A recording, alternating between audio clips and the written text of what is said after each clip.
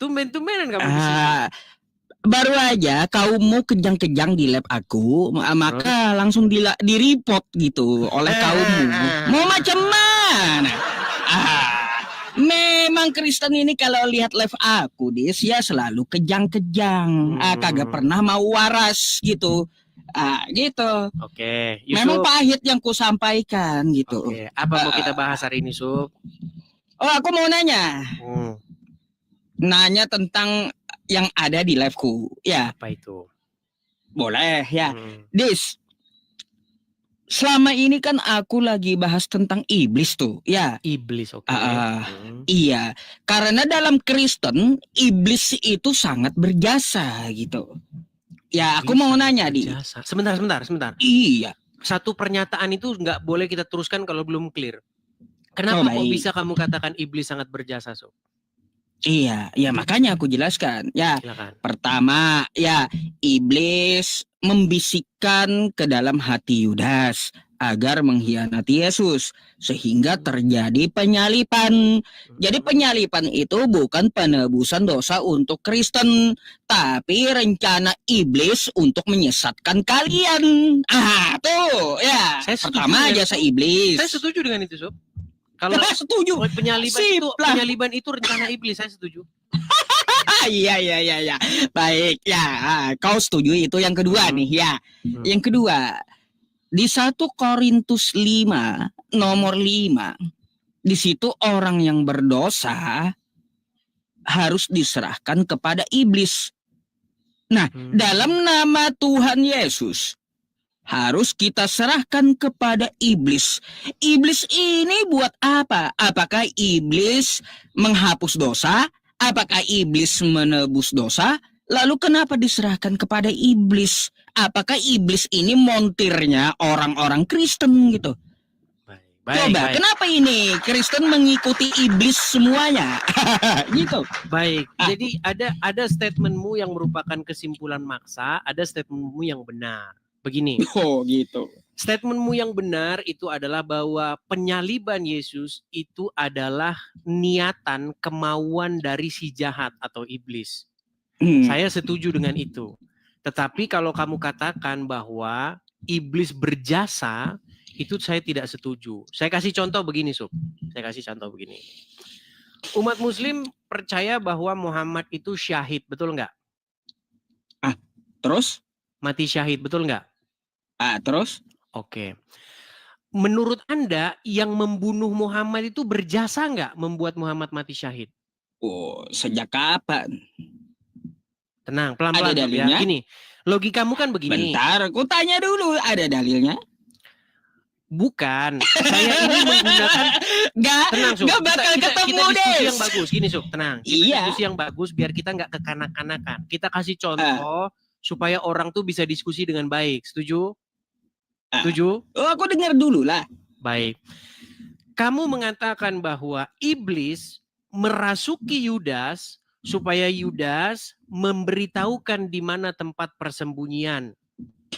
Lalu orang-orang Yahudi dan para prajurit Romawi kemudian menangkap Yesus dan menyalibkannya. Saya setuju bahwa penyaliban Yesus adalah niatan dari iblis atau orang-orang jahat. Saya setuju dengan Mantap. Anda. Iya. Tetapi kalau Anda katakan bahwa iblis berjasa di dalam kekristenan, itu saya tidak setuju. Kenapa saya tidak setuju? Saya kasih contoh di dalam agama Islam. Muhammad diyakini oleh umat Muslim sebagai seorang yang syahid di jalan Allah, sebagai syuhada dia. Nah, penyebab kematian Muhammad menurut Abdul Somad, menurut literasi-literasi umat Muslim, diracun oleh seorang wanita Yahudi. Pertanyaan saya, apakah wanita Yahudi yang meracun Muhammad berjasa dalam agama Islam? Baik, sekarang aku mau tanya dalilnya. Di mana dalilnya? Ya, di mana dalilnya wanita tersebut ya dibisikkan oleh iblis? Oke, kalau begitu pertanyaan saya, balik tanya kau. Tunjukkan dalilnya. Baik. Ada nggak? Baik. Jadi kita harus mengerti dulu apa yang dimaksudkan dirasuki oleh iblis atau dibisiki iblis. Jadi dibisiki iblis atau dirasuki iblis bukan berarti iblis itu bisikin. Bukan begitu. Maksudnya dikuasai, dikendalikan oleh si jahat.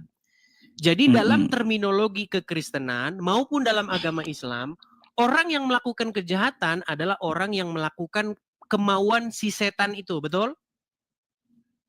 Terus? Setuju nggak sampai sini? Setuju aku jelas. Nah, artinya perempuan yang meracun Muhammad adalah tindakannya itu adalah karena dia mengikuti kemauan setan, betul? Salah. Berarti dia melakukan kemauan siapa kalau begitu? Kehendaknya sendiri, karena manusia punya kehendak bebas. Bukankah menurut Muhammad ada setan yang mendampingi setiap manusia untuk membisikkannya melakukan kejahatan? Itu beda pembahasan, itu masalah jin korin. Beda dengan setan yang membisikkan kejahatan. Seperti Yudas dibisiki oleh iblis. Ya, kalau kau mau apple to apple, gini, aku minta dalilnya. Sejak kapan wanita Yahudi itu ada dalilnya bahwa dia dibisiki oleh iblis? Muhammad tunjukkan samaku. Baik, Muhammad berkata dalam sebuah hadis, sesungguhnya setiap manusia didampingi oleh korin. Korin itu sebenarnya artinya pendamping. Ada setan, kemudian ada malaikat, betul? Terus? Nah, setan ya, betul, ada setan itu membisikkan. Ada setan, ada malaikat. Oke, setan itu membisikkan seseorang untuk melakukan kejahatan, betul? Maryam 83 untuk gini, ku jawab dulu. Silakan. Kalau kau bertanya betul atau tidak, ya. Di surah Maryam 83, setan itu diutus untuk orang-orang seperti kau dan Kristen. Betul, gitu. Betul. Betul, ya. Oke. Jadi setan jadi kau dibisiki setan. Baik. Jadi setan menurut agama Islam nggak apa-apa, betul. Menurut agama Islam kok. Iya. Betul. Menurut agama Islam memang setan diutus untuk menyesatkan orang, untuk membuat orang itu, mengendalikan orang itu supaya dia melakukan hal-hal yang jahat, betul? Oke, terus? Artinya kesimpulannya wanita Yahudi yang seorang kafir, dia melakukan perbuatan meracun Muhammad itu karena si setan itu. Lah, itu kesimpulan kau. Dalilnya mana? Kan udah ada tadi dalilnya. Tunjukkan. Sampai kiamat ku tunggu, ya. Baik. Sampai kiamat ku tunggu. Mana dalilnya? Karena berkenaan tentang Nabi Muhammad pasti ada dalilnya. Baik. Bukankah setan diutus kepada orang-orang kafir untuk membuat mereka sesat? Betul. Bukankah setan termasuk diutus juga kepada perempuan yang meracuni Muhammad? Nah, mana dalilnya itu? Lah, kan gak ada. Kau gak bisa ngarang. Gak bisa ngarang kau sama aku, Des. Ya. Gak bisa ngarang kau. Dalilnya mana? Oke lah. Kalau kamu tidak mengakui bahwa perempuan itu meracun Muhammad atas dasar karena dia mengikuti hawa nafsunya atau setan, nggak masalah. Biar kita nggak debat kusir, kita lanjutkan saja begini. Karena kamu berpikir bahwa karena penyaliban itu adalah kehendak iblis, maka iblis harus dikasih reward, harus dikasih penghargaan, maka saya akan berpikir yang sama. Saya akan berpikir yang sama. Berarti wanita Yahudi yang telah meracun Muhammad harus diberikan penghargaan karena dia telah membuat Muhammad syahid. Betul kan? Baik, tanggapanku ya. Silakan. Berkenaan tentang masalah penyaliban dan bisikan iblis, kan aku punya dalil yang kusampaikan. Yudas dibisiki oleh iblis. Yohanes 13 nomor 2, penyaliban itu dari bisikan iblis. Betul. Dan kau sepakat. Setuju kalau kau mau ke Nabi Muhammad, ya, ke Nabi Muhammad, kata kamu, Nabi Muhammad diracuni wanita Yahudi setelah perang Khaybar. Mana dalilnya seperti Yudas tadi bahwa wanita itu dibisiki iblis? Jangan balik lagi ke situ. Kita kan tadi sudah sepakat. Macet. Nggak apple kau. Biarlah kita diskusi gini. Maksud saya begini. Kita kan tadi sudah sepakat bahwa kita sepakat untuk tidak sepakat. Saya mengatakan bahwa menurut kaidah-kaidah agama Islam, orang yang berbuat jahat adalah karena dia mengikuti hawa nafsunya. Karena dia mengikuti setan, korin yang ada pada dirinya. Jadi berangkat dari situ, maka perempuan yang meracuni Muhammad, maka dia karena mengikuti hawa nafsunya. Dia karena mengikuti setan yang ada di korinnya itu. Nah, Iya. maka begini, Sob. Tapi saya tidak membuat kesimpulan yang sama seperti yang kamu simpulkan. Saya tidak pernah mengatakan bahwa wanita itu berjasa dalam membuat Muhammad syahid. Tidak. Nah, seperti itu pula saya tidak mengatakan bahwa iblis berjasa di dalam kekristenan. Tetapi adalah begini, sekalipun iblis merancangkan hal yang jahat, sekalipun iblis membuat hal yang ingin menggagalkan rencana Tuhan, tetapi Tuhan dapat membalikkan rencana iblis itu menjadi berkat. Seperti itu. Itu dalam iman kekristenan. Baik, nah, sama sepertinya sebenarnya berkat. sama itu. Sebenarnya sama di dalam iman Islam. Sekalipun perempuan Yahudi berbuat jahat kepada Muhammad, tetap saja yang datang kepada Muhammad itu adalah syahid, syahada. Dia mati di jalan Allah. Itu yang dia imani oleh orang Muslim. Silakan, pertanyaan selanjutnya. Saya belum tanya yang sama kamu loh. Kamu baru nanya sama saya. Silakan. Pertanyaan selanjutnya, aku mau bahas iblis ya. Ada dua hal ya yang kutanyakan tentang masalah iblis tadi. Ya, tanggapanku sedikit aja, Dis ya. Nggak ada dalilnya. Wanita tersebut dibisiki oleh iblis sebagaimana ya iblis membisiki Yudas, iblis merasuki Yudas. Kan itu ada dalilnya di kitab kau. Makanya kau akui bahwa penyalipan itu dari si jahat, dari iblis. Berarti penyalipan itu bukan penebusan dosa dari Tuhan, tapi penyesatan iblis kepada Kristen. Tuh ya, jangan ikuti iblis lah kau dia. Kalau itu. Itu kan kesimpulan dariku. Kau punya kesimpulan, aku pun punya kesimpulan. Ya. Sekarang dalilnya aku kan minta tunjukkan toh. Baik. Mana wanita itu dibisiki oleh iblis. Sampai kiamat belum 2 hari kau kagak akan ketemu itu dalil. Ya. Tuh. Yang kedua. Ketawa aja dia. Yang kedua. Ya Dis ya. Yang kedua. Di 1 Korintus 5. Nomor 5. Ini pertanyaanku kedua. Setelah ini kau boleh tanya gitu apapun ya. Di 1 Korintus 5. Nomor 5. Kau buka aja. Dalam nama Tuhan Yesus, orang itu harus kita serahkan kepada iblis. Lagi-lagi di sini, orang Kristen yang berdosa, ya, itu diserahkan kepada iblis. Sangat berjasa iblis ini kepada orang Kristen. Entah orang Kristen ini mau dijadikan tumbal kah oleh iblis, atau mau dijadikan soto, sop, atau kayak gimana gitu oleh iblis. Atau jangan-jangan, ya kalian ini memang pengikut-pengikut iblis gitu, Kristen ini. Coba kau jelaskan kenapa harus kepada iblis bukan kepada Tuhan. Silakan. Baik. 1 Korintus berapa? 1 Korintus 5 nomor 5. 1 Korintus 5 ayat 5. Ini berbicara mengenai orang-orang bebal ini, ya. Kapan pula ada ayat di kitab kau? Saya akan bacakan 1 Korintus 5 ayat yang kelima. Sebelum kelima, kita mulai dulu dari ayat yang pertama ya. Memang orang mendengar bahwa ada percabulan di antara kamu, dan percabulan yang begitu rupa seperti yang tidak terdapat sekalipun di antara bangsa-bangsa yang tidak mengenal Allah, yaitu bahwa ada orang yang hidup dengan istri ayahnya. Sekalipun demikian kamu sombong. Tidakkah lebih patut kamu bersuka cita dan menjauhkan orang yang melakukan hal itu dari tengah-tengahmu? Sebab aku sekalipun secara badani tidak hadir, tetapi secara rohani hadir. Nah, dikatakan begini. Bila mana kita berkumpul dalam roh, kamu bersama-sama dengan aku dengan kuasa Yesus Tuhan kita.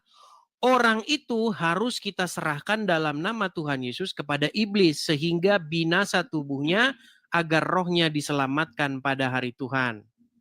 Jadi ini konteksnya berbicara mengenai adanya sebuah percabulan yang sangat-sangat luar biasa di dalam tengah-tengah jemaat. Jadi maksudnya di sini supaya orang yang seperti itu diserahkan kepada iblis. Karena apa? Karena mereka dikatakan di sini sudah berdosa, sombong pula. Mereka tidak menyadari dosanya itu. Itu nggak ada kaitannya dengan yang kita bahas mengenai penyaliban. Enggak, memang enggak ada. Itu pertanyaan kedua. Yang kupertanyakan itu, kenapa harus diserahkan kepada iblis? Apa jasa iblis terhadap Jasa orang iblis? Kristen? Harus kepada iblis gitu diserahkannya dalam nama Tuhan Yesus. Seharusnya kalau dalam nama Tuhan diserahkan kepada Tuhan. Ya, Ini diserahkan kepada iblis. Maksudnya itu orang-orang bebal. Itu ungkapan seperti itu ada dalam Quran, Sob. Gimana? Kalau saya ungkapkan satu dalam Al-Quran gimana? Enggak apa-apa, pertanyaannya kenapa harus kepada iblis? Di dalam Al-Quran ada juga ungkapan seperti itu, Uncul. Kau jawab dulu. Kenapa harus diserahkan kepada iblis? Karena dia adalah seorang yang bebal, sudah hidup dalam percabulan, hidup bersama dengan istri ayahnya, dikatakan loh di sini dikatakan begini. Buat apa? Ada percabulan di antara kamu dan percabulan yang begitu rupa seperti yang tidak terdapat sekalipun di antara bangsa-bangsa yang tidak mengenal Allah, yaitu bahwa ada orang hidup dengan istri ayahnya. Ini kan perbuatan yang sangat-sangat betul-betul biadab. Ya, aku tahu ceritanya, aku tahu. Nah, makanya orang seperti ini, kata Paulus, yang dia bermegah sombong dalam dosanya, sudah pantas dia diserahkan kepada iblis. Pertanyaannya kenapa harus diserahkan kepada iblis? Karena dia bukan tidak kepada Tuhan. Karena dia tidak tahu, tidak sadar akan dosanya. Ya, kalau seperti itu jawabanmu, dia tidak tahu akan dosanya. Iblis itu kan bapaknya dosa. Iya. Bapaknya para pendosa, kan kayak gitu. Iya. Nah, gini, orang yang berdosa itu kalaunya mau ditebus, itu diserahkan kepada iblis atau kepada Tuhan? Ini bukan berbicara mengenai orang yang baik supaya ditebus. Tapi ini orang yang memang tidak mau bertobat. Pertanyaanku, kenapa harus kepada iblis? Apakah Kristen pengikut iblis? Karena dia atau kayak gimana Kristen ini? Ini bukan seorang Kristen. Ini adalah seorang yang hidup dalam percabulan. Dia hidup bersama istri bapaknya. Gimana sih? Oke, Dis. Kau mengelak pula ini bukan orang Kristen yang menyebut dalam nama Tuhan Yesus. Itu dalam agama apa? Sebuah jemaat, terima kasih. Dalam sebuah jemaat ada anggota jemaat yang dia itu hidup bersama dengan istri ayahnya. Dan itu dikritik keras oleh Paulus. Oh, gini, kamu gak ngerti pertanyaanku berarti. Aku tahu ceritanya, oke? Gak perlu kau ceritakan. Dosa dalam jemaat, ya. Nah, pertanyaanku, kenapa orang berdosa harus diserahkan kepada iblis? Apakah kalian ini pengikut iblis? Karena itu yang pantas bagi dia. Apakah kalian pengikut iblis? Kenapa tidak diserahkan kepada Tuhan? Kalau diserahkan kepada Tuhan, karena dia pengikut iblis. Berarti Kristen yang berdosa dalam nama Tuhan Yesus bukan diserahkan kepada Tuhan. Ada salah satu dalam nama Tuhan Yesus yang hidup di dalam nama Tuhan Yesus itu agama apa? Agama apa yang nyebut dalam nama Tuhan Yesus? Dalam nama Tuhan Yesus itu adalah orang-orang yang menyerahkan si orang tadi. Iya, agamanya apa yang menyebut dalam nama Tuhan Yesus? Kristen. Adakah Islam menyebut dalam nama Tuhan Yesus? Atau Agamanya Buddha atau Hindu? Kristen, kau sendiri akui. Iya, jadi Kristen yang berdosa diserahkan ke iblis. Yang mengatakan dalam nama Yesus itu orang yang menyerahkan, bukan orang yang diserahkan. Lalu apa yang kau mau bilang di situ?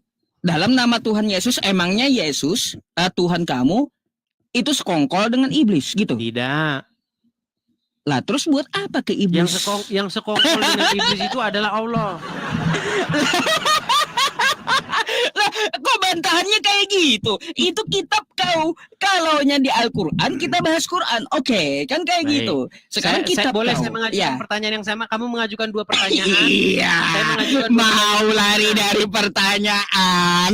Nggak bisa dijawab Edis juga. Iya, masalah tidak bisa dijawab. Itu kan perspektif musuh. Kita nggak bisa memaksakan. Nanti kita debat kusir.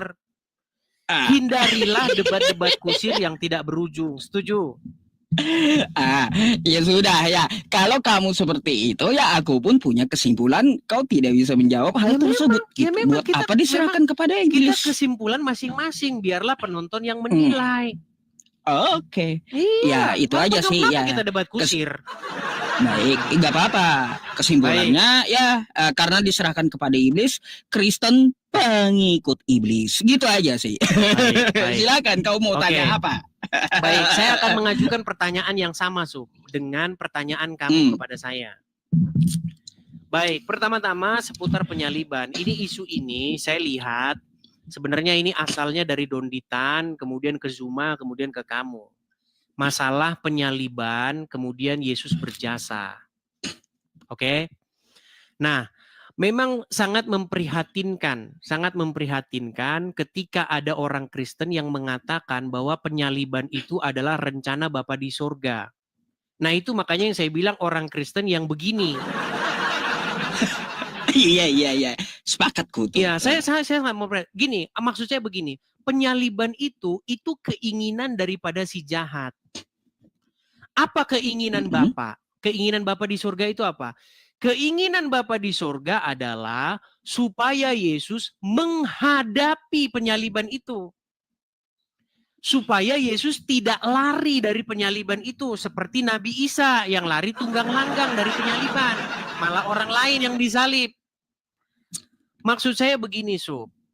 Ketika Yesus taat sampai mati, sekalipun mati disalibkan, maka itulah jalan bagi Bapa di surga untuk membenarkan Yesus. Karena dia taat sampai mati. Oke, sekarang saya kasih contoh. Saya kasih contoh dalam agama Islam. Begini, Sob. Ketika Muhammad syahid, apa yang diberikan Allah kepada Muhammad menurut agama Islam? Waduh. Ketika Nabi Muhammad syahid, apa yang diberikan Allah kepada Nabi Muhammad dan umat Islam? Ya orang yang syahid akan hidup di sisi Allah, Dis. Nah, makanya saya bilang, sekalipun orang merencanakan hal yang jahat kepada Muhammad dengan cara meracun Muhammad, tetapi tetap saja Allah membuat rencana jahat itu menjadi jalan kebaikan. Betul atau tidak? Gak salah. Oke, aku minta dalil dulu samamu. Oke, karena gini, Dis. Kenapa aku minta dalil samamu? Kita tadi kan kamu udah, sekarang gantian saya. Boleh? Iya, gini. Dari pertanyaanmu sedikit-sedikit ya aku jawab kenapa aku selalu minta dalil. Ya, karena ada hadis, man kadzdzaba alayya muta'ammidan falyatabawa maq'adahu minan nar. Ya, barang siapa yang berdusta atas namaku, kata Nabi Muhammad, siap-siaplah orang seperti kau tempatnya di neraka. Makanya tentang Nabi Muhammad, ya kalau kau menuduhkan wanita tersebut ya meracuni Nabi Muhammad itu adalah dari godaan iblis atau setan, mana dalilnya? Oke, sebelum kita membahas itu begini. Oke. Apakah tindakan meracun Muhammad itu tindakan yang baik atau tindakan yang jahat? Tindakan yang jahat. Tindakan yang jahat. Yang jahat itu datang dari setan atau datang dari Allah? Dari hawa nafsunya. Ya, berhawa nafsu itu bisikan setan apa bisikan Allah? Ya, bisikan setan. Nah, berarti itu datang dari si jahat. Tapi sekalipun si setan merancangkan yang jahat, sekalipun si setan ingin membinasakan hamba Allah, yaitu Muhammad, ini saya bicara dalam terminologi Islam ya, tetapi tetap saja Allah membuat itu menjadi jalan kesyahidan, betul? Terus? Betul atau salah saya? Ya, di mana dalilnya? Oke, apakah Muhammad syahid karena diracun oleh wanita Yahudi? Des, Nabi Muhammad itu disebut syahid ya syahid. Kalau kau mau membahas diracuni ya itu banyak panjang. Iya, kan kayak gitu. Maksud saya begini. Ketika Muhammad diracun, beberapa tahun kemudian Muhammad mengatakan, terasa pada hari ini racun yang kumakan di Khaibar telah memutus urat nadiku, betul? Lah, terus? Nah, sehingga Muhammad menghembuskan nafas terakhirnya, betul? Nah, para ulama berkesimpulan Muhammad syahid, dia mati sebagai syahid, betul? Terus apa lagi kau Nah, mau bawa? pertanyaan saya, berarti setan melalui perantaraan wanita Yahudi berjasa dalam membuat Muhammad syahid, betul? Oh, lagi-lagi tentang Nabi Muhammad, dalilnya mana? Nah, Setan itulah membisiki wanita maksud saya tersebut. begini, saya nggak bertanya sama kamu, Sob. Saya hanya meluruskan pandangan-pandangan orang Islam supaya bisa memahami kekristenan dengan benar. Jadi maksud saya begini. Alah, nggak ada dalilnya yang kau bawa masalahnya, Baik, nggak jadi begini kuat. maksud saya, begini Sob. Jadi kenapa penyaliban menjadi, kan ada istilah kutuk menjadi berkat di dalam Kristen itu. Sekalipun iblis merancangkan hal yang jahat, tetapi Tuhan akan membuat itu menjadi berkat. Contoh, sekalipun setan dengan perantaraan Yudas dan juga orang-orang Yahudi dan juga prajurit Romawi menyalibkan Yesus, tetapi justru lewat penyaliban itulah bagaimana ketaatan Yesus dibuktikan. Dan oleh karena taatnya ia sampai mati, maka Tuhan mengaruniakan kepadanya segala kuasa di surga dan di bumi. Jadi dengan jalan itulah kami diselamatkan. Ah, ngarang kau. Udah tahu penyalipan itu rencana iblis. Tidak ada kehendak Bapa di surga itu agar Yesus itu disalibkan. Saya setuju. Jangan mengikuti si jahat. Saya setuju. Makanya aku bilang dari tadi apa? Pak Kristen pengikut iblis. Di mana coba? Kenapa Anda kehendak Bapa di surga? Iblis? Ya gini, karena dia tidak melakukan kehendak Bapa yang di surga seperti Matius 7 nomor 21. Ada nggak kehendak Bapa di surga agar Yesus itu disalibkan menebus dosa? Nggak ada. Nggak ada, mana dalilnya? Kehendak Bapa di surga, kata Yesus, aku disalibkan untuk menebus dosa Kristen. Nggak bakal ada. Penyalipan itu hanya untuk apa? Untuk membisiki. Kenapa kamu ulang lagi? Itu kan aku bahas sesuai yang kamu bahas. Ayo. So, ada yang salah? Saya harus bagaimana? Udah dalilnya mana? Nggak perlu debat kusir. Begini, Nggak perlu debat kusir. Gini, aku minta dalilnya aja. Di mana kehendak Bapa di surga agar Yesus itu disalibkan menebus dosa Kristen? Oke, di mana kehendak Allah supaya wanita meracun Yahudi? Lagi-lagi nggak ada kan, Des? Kalau nggak ada dari Tuhanmu, penyalipan itu berarti dari iblis. Banyak, makanya ku bilang Kristen pengikut iblis. Gimana sih? Mana? Ya, kalau kau mau bantah kehendak Bapa di surga, bagaimana kualitas orang Islam? Kan kayak gitu. Mana kehendak Bapa di surga? Ya, agar Yesus disalibkan menebus dosa Kristen. Bukankah tadi sudah saya katakan kepada kamu, Sob, penyaliban itu bukan kehendak Bapa di surga. Lalu bagaimana kamu bertanya kepada saya mana kehendak Bapa di surga supaya Yesus disalibkan? Ini ada saja. Baik. Gini, kalau sudah tahu bukan kehendak Bapa di surga, tapi kehendak iblis, berarti penyalipan dari iblis. Betul. Kalian ini pengikut iblis, bukan pengikut Bapa yang di surga. Kami bukan pengikut iblis, kami tidak mengikuti supaya Yesus disalibkan. Ada saja. Kami tidak mengikuti supaya Yesus disalibkan. Yang kami ikuti itu adalah ketaatan Yesus kepada Bapa. Sekalipun konsekuensinya adalah mati. Sekalipun konsekuensinya adalah disalibkan. Contoh, misalnya saya taat kepada Bapa di surga. Orang Muslim ngancam saya, kamu mau nggak tinggalin Yesus? Kalau kamu nggak tinggalin Yesus, saya salibkan kamu. Nggak masalah saya disalibkan. Yang penting saya taat kepada Bapa di surga sampai mati. Seperti bagaimana Yesus taat kepada Bapa di surga sampai mati. Jadi salib itu adalah lambang ketaatan. Lambang ketaatan sampai mati. Gimana sih? Sejak kapan salib itu lambang ketaatan? Salib itu lambang kutukan. Yesus tidak lari dari penyaliban. Seperti Isa yang lari ngiprit dari penyaliban. Kalau dia tidak lari dari penyalipan, buat apa dia nyuruh muridnya jual jubah beli pedang?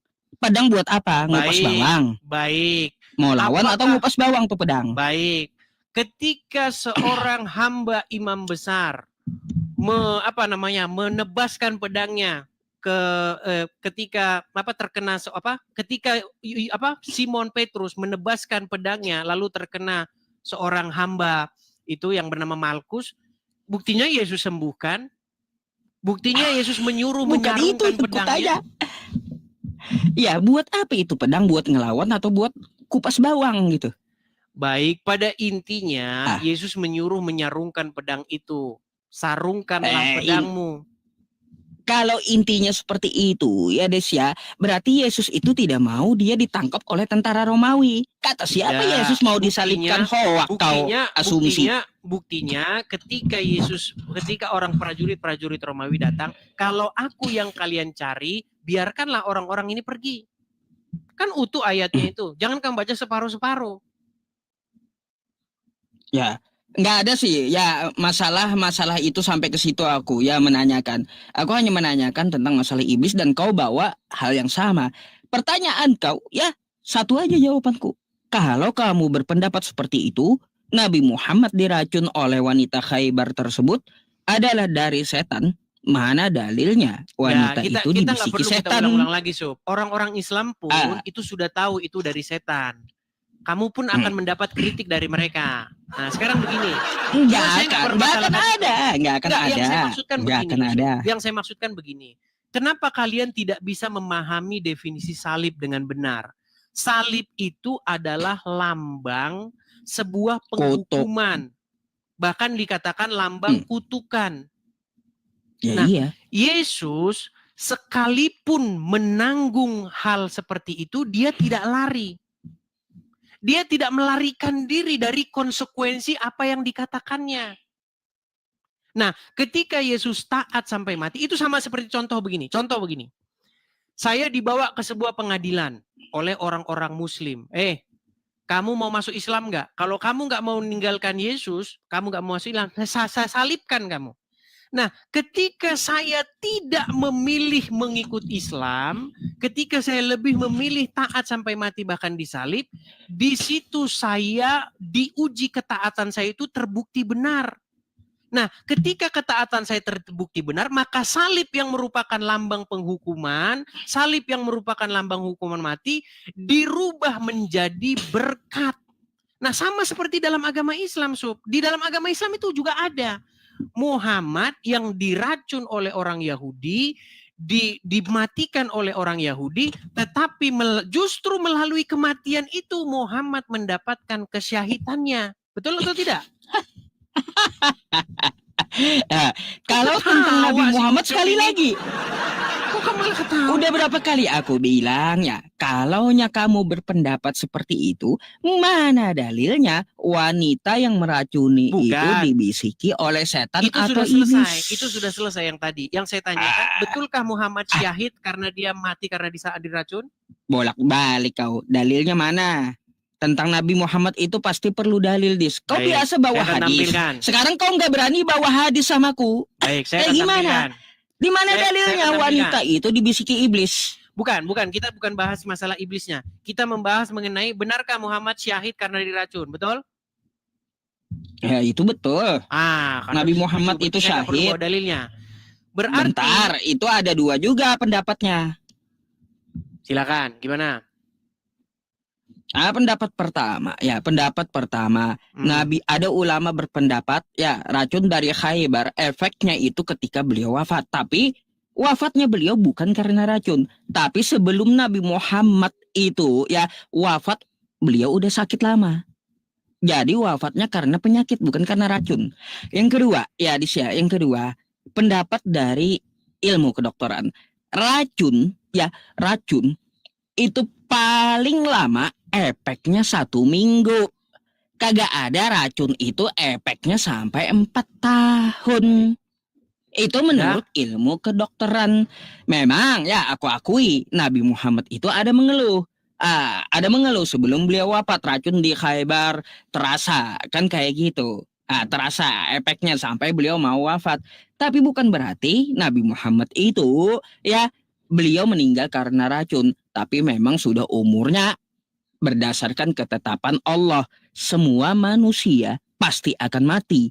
Kullu nafsil dha'iqatul maut. Gitu. Sudah? Bukan karena racun, memang karena umurnya udah habis. Sudah? Dah? Baik. Jadi begini maksud saya, Sub. Penyebab orang mati karena apa? Itu adalah keterangan dari orang tersebut. Saya heran, kenapa malah ulama yang menyimpulkan sebab kematian Muhammad? Dengarkan. Muhammad sendiri mengatakan dia itu karena racun. Perhatikan. Perhatikan ya. Nabi Muhammad pun mereka bunuh. Diundang Sebentar, saya sakit Rasulullah SAW semakin parah. Lalu kemudian kata Nabi kepada Aisyah. Apa kata dia? Ya Aisyah, wahai Aisyah. Ma'azalu ajidu alam at-ta'am. Terasa di dalam sakitnya makanan yang kumakan waktu di Khaybar. Ini dalil bahwa dia mati diracun. Ini dalil bahwa dia mati diracun. Jadi Abdul Somad pun sudah mengakui bahwa karena pengakuan Muhammad sendiri kepada Aisyah, wahai Aisyah, sekarang sudah tiba ajalku.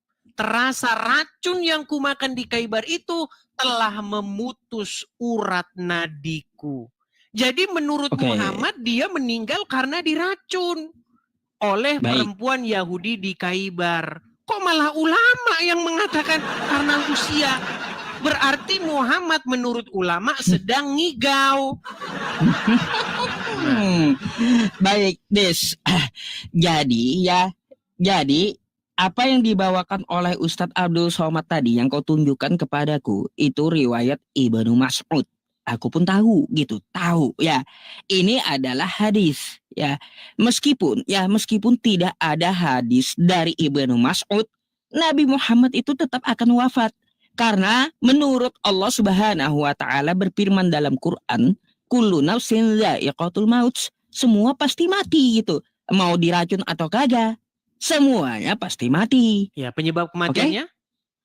Ya sudah, penyebab itu ketentuan, karena bukan racun, ketetapan. Ketetapan. Nah, ketentuannya seperti apa? Ada yang karena sakit, ada karena dibunuh, ada karena kecelakaan. Kalau kita lihat dari Nabi Muhammad, ya Nabi Muhammad mengeluh seperti itu akan bertentangan dengan ilmu pengetahuan kedokteran. Berarti Muhammad salah ketika mengatakan. Jadi aku lebih mengikuti apa yang dikatakan Al-Quran. Semua orang pasti mati. Dan semua Nabi itu pasti akan wafat. Jadi Anda tidak mengikuti apa kata Muhammad? Semua yang di hadis, yang sahih hadis ya pasti diikuti. Karena sebagai pedoman hidup. Apa yang Muhammad katakan? Karena racun itu bukan? Des, Nabi Muhammad itu beliau wafat di... Bentar, aku jawab. Nabi Muhammad itu wafat diracun atau kagak ya? Itu nggak masalah bagi umat Islam.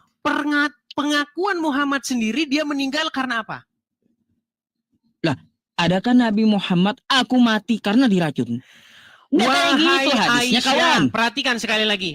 Wahai Aisyah, terasa ajalku. Sebentar nih ya, saya tunjukkan kepada Anda. Perhatikan. Sakit Rasulullah SAW semakin parah, lalu kemudian kata Nabi sakitnya makin parah, oke? Ya Aisyah, wahai Aisyah, ma'azalu ajidu alam at-ta'am. Apa artinya itu? Wahai sekarang Aisyah, saatnya ajalku datang, betul? Mana terjemahnya kayak gitu? Saya ulangi. Perhatikan. Ma'azalu ajidu alam at-ta'am. Apa artinya? Apa artinya? Nih, aku artikan. Wahai Aisyah, bentar. Nih aku yang artikan. Silakan. Wahai Aisyah, ya, aku merasakan sisa makanan di Khaybar. Merasakan sakit, merasakan racun, sisa makanan yang di Khaybar. Oke. Jadi Muhammad sendiri mengatakan bahwa dia merasakan sakit akibat sisa makanan racun di Khaybar, betul?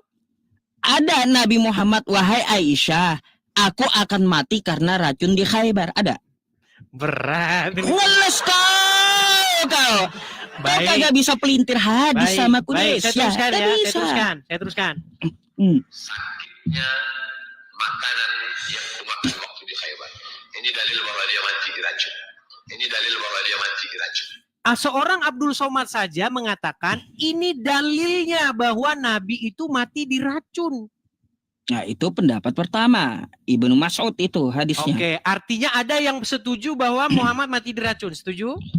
Iya, Oke, ada kita nggak pendapat bahas seperti itu. itu. Kita nggak bahas itu. Sedikit, Bukan Yusuf. ada yang setuju. Kita nggak bahas itu. Yang kita bahas begini. Hmm. Sekalipun Muhammad mati karena diracun, tetapi kematian itu malah menjadi jalan bagi dia menuju kesyahidan. Betul? Nah, Betul nggak? udah, aku bawakan. Bentar dulu, aku ada bantahannya. Silakan. Di dalam kitab Al-Mustadrak ya, yang diriwayatkan oleh Al-Hakim, di situ Nabi Muhammad bersabda, "Aku tidak pernah memikirkan penyakit aku." Ayo, gimana? Artinya apa? Racun, bentar. Racun yang dirasakan beliau bukan penyebab beliau wafat. Tuh di kitab Al-Mustadrak. Bukan itu Ada yang pula. saya tanyakan. Ketika Muhammad meninggal, dia meninggal karena syahid atau tidak?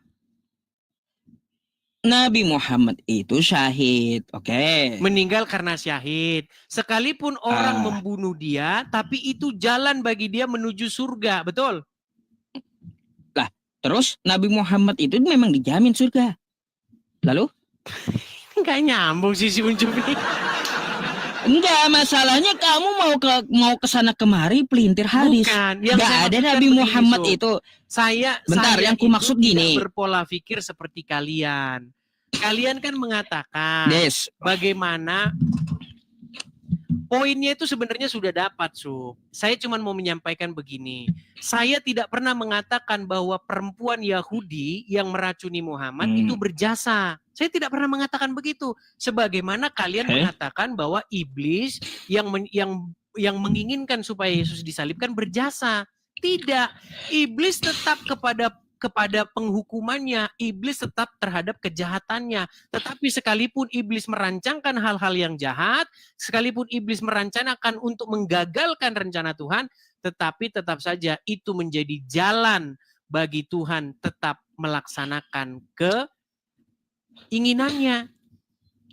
Iblis tidak bisa menggagalkan rencana Tuhan, sekalipun iblis merencanakan untuk menggagalkannya. Oke, udah. Jadi tidak bisa Boleh aku jawab? Berarti iblis mendapatkan penghargaannya, tidak, gimana? Itu inilah ajaran hadis ya. Saya belum bertanya sama kamu soal agama Islam. Iya. Sekarang ku tanggapi. Silakan. Inilah ajaran kau boleh berdusta dalam segala hal gitu. Ya, aku udah bilang pendapat pertama yang dibawakan oleh Ustadz Abdul Somad itu dari Ibnu Mas'ud. Ya, tidak ada dikatakan di dalam hadis itu, wahai Aisyah, aku akan mati, aku akan wafat karena racun. Gak ada. Tapi beliau hanya merasakan. Itu satu. Ya, merasakan racun yang di Khaybar. Itu belum wafat. Belum. Ada pendapat yang kedua. Dari hadis beliau juga di kitab Al-Mustadrak. Beliau tidak pernah memikirkan racun itu. Artinya apa? Penyebab wafatnya Nabi bukan karena racun. Di hadis yang kedua. Jadi itu tidak bisa dijadikan dasar wafatnya Nabi Muhammad atas racun yang di Khaybar. Gak bisa. Jadi dasarnya Nabi Muhammad itu wafat karena memang ketetapan dari Allah, kullu nafsin dha'iqatul maut, bukan karena racun Khaybar. Jangan kau pelintar-pelintir hadisku. Gak bakal bisa kau pelintar-pelintir samaku. Saya tanggapi lagi. Nah, itu aja. Baik. Kalau saya hanya mengutip pendapat-pendapat ulama-ulama besar yang diakui di Indonesia ya, Abdul Somad, Khalid Basalamah, Firanda dan lain-lain. Apakah semuanya sepakat? Perhatikan, Sob. Perhatikan. Ternyata wanita Yahudi ditaruh racun di kambing tersebut. Sehingga Nabi pun makan kambing tersebut. Kemudian tiba-tiba kambing itu berbicara, ini masmumah, sungguhnya aku beracun. Akhirnya Nabi mengatakan para sahabat itu berhenti. Sungguhnya ada racunnya, tapi sebagian sahabat akhirnya meninggal dunia. Dan Nabi juga sempat mengunyah racun tersebut. Itulah racun yang akhirnya masuk ke tubuh Nabi, dan itu sebabnya Nabi SAW sakit. Tatkala Nabi akan meninggal dunia, Nabi berkata, "Fahadha awanu wajadtu qita'a abhari min dzalika sum." Saatnya wahai Aisyah, tiba saatnya aku merasakan urat nadiku terputus gara-gara racun tersebut. Racun sangat kuat. Sampai sahabat meninggal, langsung meninggal. Nabi tidak. Karena tugas Nabi belum selesai. Udah, Des. Kata para ulama, di antaranya Ibnu Abbas, Ya, kenapa Nabi SAW meninggal gara-gara racun? Karena Allah ingin menganugerahkan kepada Nabi mati syahid. Ya, oleh karena Nabi meninggal dengan sebab racun tersebut. Tuh, jelas. Oke. Jelas. Jadi Oke. menurut kesimpulan para ulama, Allah ingin supaya dengan jalan racun itu Muhammad masuk kepada syahidnya. Saya bisa memahami itu Baik. kok. Bisa saya pahami itu. Des, aku tampilkan ayat Quran boleh? Silakan. Nih ya. Quran nih ya, kamu buka nanti. Quran surah Al-Maidah ayat 67 nih ya. Tentang Nabi Muhammad ya. Aku tunjukkan sama kau. Silakan. Nih. Tentang Nabi Muhammad di dalam Quran. Nih. Ya. Apa kata Allah? Wallahu ya'simuka minan nas. Allah akan melindungi Nabi Muhammad dari gangguan manusia. Artinya apa? Ya, hadis tentang Nabi diracun akan bertentangan dengan apa? Dengan ayat Quran. Nih ya, Allah memelihara kamu dari gangguan manusia. Ya, tentang Nabi Muhammad nih ya, hai Rasul. Artinya apa? Ya, yang bertentangan dengan Al-Quran, maka ya hadis tersebut tertolak. Gitu, Dis. Biar kamu tahu. Baik. Bentar, aku balik kamera dulu. Ya, karena apa? Pedoman umat Islam nomor 1 adalah Al-Quran. Jadi nggak bisa dijadikan dasar Nabi Muhammad itu wafat karena racun, karena dia dilindungi Allah Subhanahu wa Ta'ala dari gangguan manusia. Gitu. Baik. Baik. Saya tanggapi ya. Saya tanggapi dua pertanyaannya ya. Saya tanggapi dalam dua sisi. Pertama, kalau Anda sendiri mengatakan bahwa hadis itu bertentangan dengan Al-Quran, maka hadis itu harus ditolak. Berarti kesimpulannya betul yang saya bilang, Sob. Selama ini saya gaung-gaungkan itu, Sob, kepada seluruh umat muslim. Jikalau orang muslim sungguh-sungguh mau membaca hadis, mau mempelajari hadis, maka tidak dalam waktu lama lagi seorang muslim akan membuang hadis itu ke tong sampah. Kenapa? Kenapa seorang muslim wajib membuang hadis ke tong sampah? Karena Yusuf PI sendiri mengatakan hadis itu bertentangan dengan Al-Quran. Itu yang pertama. Kemudian yang kedua, itu jika hadis itu tidak benar ya. Kalau hadis itu tidak benar, salah. Kalau hadis itu benar, makin salah. Bayangin, posisi umat muslim tuh kejepit, maju kena, mundur kena. Persis seperti judul Warkop DKI. Perhatikan. Di dalam Quran, surat Al-Haqqah, ayat yang keempat. Saya balikan dulu kamera saya, Sob. Biar enak kita bacanya. Perhatikan. Andainya dia, maksudnya Muhammad, mengadakan sebagian perkataan atas nama kami, niscaya benar-benar kami pegang dia pada tangan kanannya.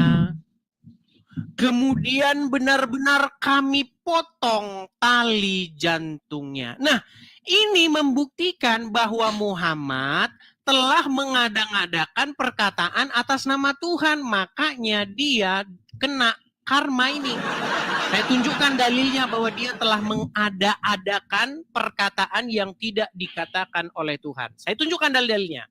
Kalau saya ngomong artinya berdasarkan dalil. Baik. Di dalam Quran dikatakan begini. Bahwasanya Allah tidak akan Muhammad tidak akan mengatakan sesuatu kecuali berdasarkan wahyu. Ada dalilnya dalam Al-Qur'an. Dikatakan wa ma yantiqu 'anil hawa in huwa illa wahyu yuha. Tidaklah yang dikatakannya itu berdasarkan hawa nafsunya, melainkan berdasarkan yang diwahyukan kepadanya. Tetapi ternyata Muhammad mengatakan berdasarkan hawa nafsunya. Di mana kejadian itu? Kejadian itu terjadi berulang-ulang dan terus-menerus. Pertama, suatu waktu Nabi Muhammad SAW, kayak ustadz saya sekarang ya, lewat di suatu kebun kurma di Madinah.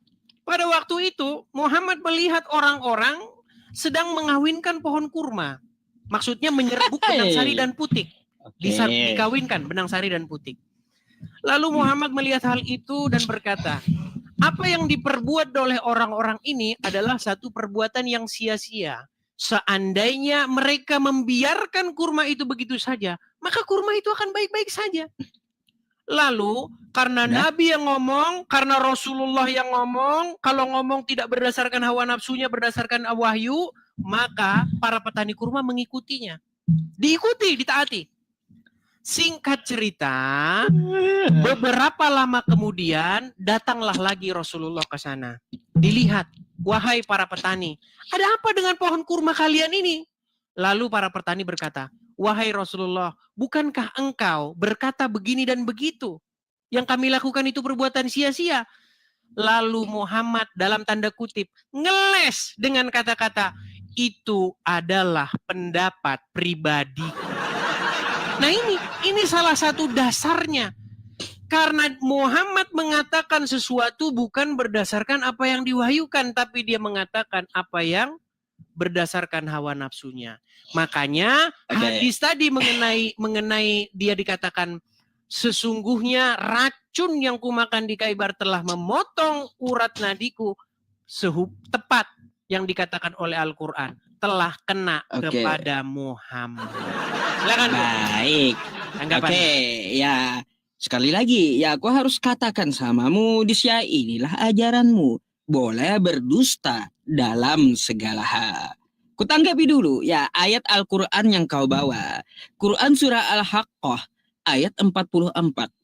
Andai ini Nabi Muhammad itu ya menyeleweng tentang wahyu yang disampaikan, pada saat itu juga Nabi Muhammad akan mati.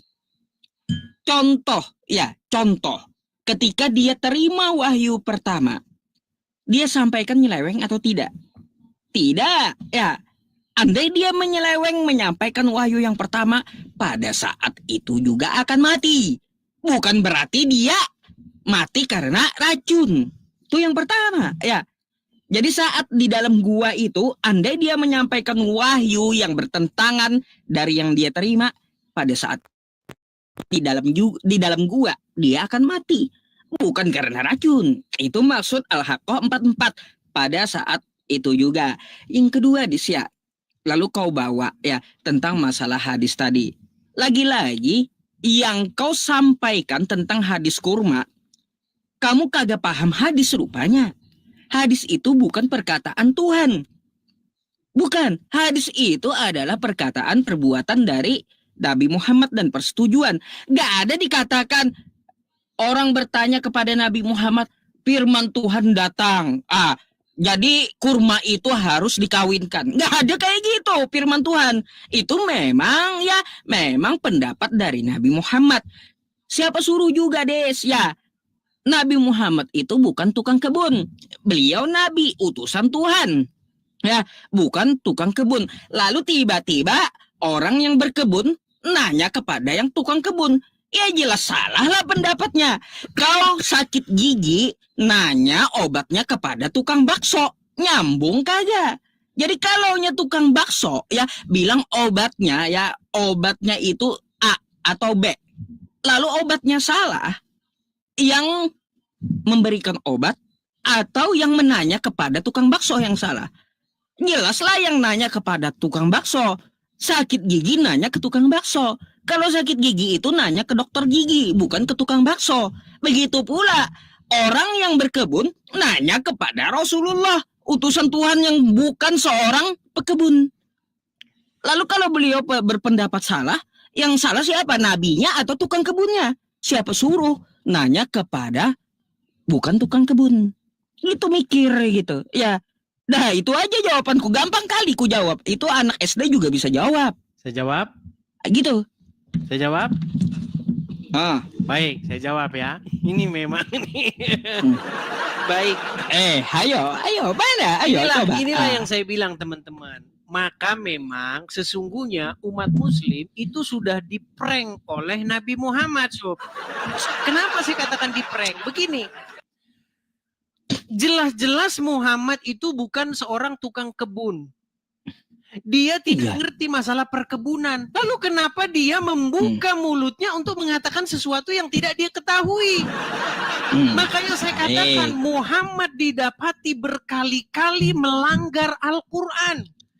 Apa dikatakan di dalam Al-Quran? Dikatakan, janganlah kamu mengatakan sesuatu yang kamu tidak memiliki pengetahuan tentangnya. Sebab apa yang keluar dari mulutmu akan dimintakan pertanggungjawabannya. Betul? Nah, Terus? lalu bagaimana mungkin Muhammad mengatakan sesuatu yang dia tidak memiliki pengetahuan tentangnya? Tidak pernah ada Baik. dalam riwayat tersebut, Sob. Tidak pernah ada dalam riwayat tersebut petani kurma nanya. Nggak pernah. Bahkan Muhammad sendiri setelah sampai di kebun itu, dia bilang, apa yang diperbuat oleh para petani ini? Dijelaskan, mereka sedang mengawinkan benang sari dan putik. Lalu Muhammad berkata, Lalu? perbuatan itu adalah perbuatan yang sia-sia. Jikalau pohon kurma itu dibiarkan saja begitu, pohon kurma itu akan baik-baik saja tetap berbuah. Ternyata setelah saran Muhammad diikuti, malah petani kurma bangkrut. Makanya di sini jelas-jelas Muhammad satu, dia mengatakan sesuatu bukan berdasarkan wahyu Allah. Padahal ayat Al-Quran jelas mengatakan, wa ma yantiqu anil hawa in huwa ila wahyu yuha. Oke. Tidaklah yang Sepakat diucapkan. aku. Sebentar, biar saya selesaikan. Ini udah mulai panas nih. Panas nih. Apa yang Baik. panas? Sepakat aku. Kemudian begini, Sob. Kita dapati lagi Muhammad berkali-kali mengatakan sesuatu berdasarkan hawa nafsunya. Pertama, di dalam surat At-Tahrim ayat yang pertama, Muhammad disebutkan mengharamkan apa yang halal. Dia bersumpah loh. Dia bersumpah, ada dua tafsiran. Pertama mengenai madu. Di dalam riwayat dikatakan Muhammad tuh makan madu. Minum madu di rumahnya Zainab. Ketika Muhammad pulang ke rumah, karena Aisyah dan Hafsah cemburu karena Muhammad ada di rumah Zainab, Aisyah dan Hafsah bersekongkol untuk mengatakan bahwa mulut Muhammad bau maghfir. Lalu Muhammad dengan mudahnya berkata, saya bersumpah saya tidak akan lagi minum madu di rumah Zainab. Itu tafsir yang pertama. Tafsir yang kedua adalah mengenai Maria Al-Qibtiyah yang digauli Muhammad di ranjangnya Hafsah. Ketika Hafsah melihat Muhammad menggauli Maria Al-Qibtiyah di ranjangnya Hafsah, Hafsah berkata, wahai Rasulullah, teganya engkau berbuat itu kepadaku dan di ranjangku. Maka Muhammad bersumpah, demi Allah, saya haramkan Maria Al-Qibtiyah mulai saat ini. Lalu turunlah surat At-Tahrim ayat yang pertama. Wahai Nabi, mengapa engkau haramkan sesuatu yang dihalalkan bagimu? Engkau hendak menyenangkan hati istri-istrimu. Lalu Allah membebaskan kamu dari sumpahmu. Pertama, pernyataan Muhammad bertentangan dengan apa yang diucapkan dia kepada seorang yang bernama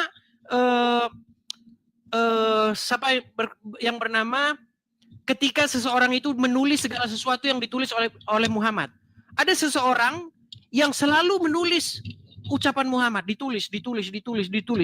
Lalu orang Quraisy mengkritik dia. Dikatakan begini, wahai fulan, mengapa engkau menulis segala sesuatu yang dikatakan Muhammad? Bukankah dia itu adalah seorang manusia biasa yang terkadang berkata dalam keadaan senang, terkadang berkata dalam keadaan marah? Lalu Muhammad menunjuk mulutnya dengan berkata, demi Allah, demi zat yang berada demi zat yang jiwaku berada dalam genggaman tangannya, tidak keluar darinya kecuali kebenaran. Muhammad berkata, tidak keluar dari mulut Muhammad kecuali kebenaran. Ternyata Allah menegur Muhammad atas apa yang keluar dari mulutnya.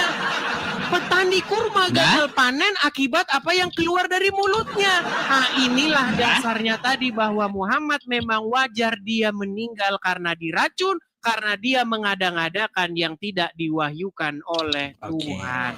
Silakan. Oke, ya yang pertama ya sudah kujelaskan tentang Nabi Muhammad diracun.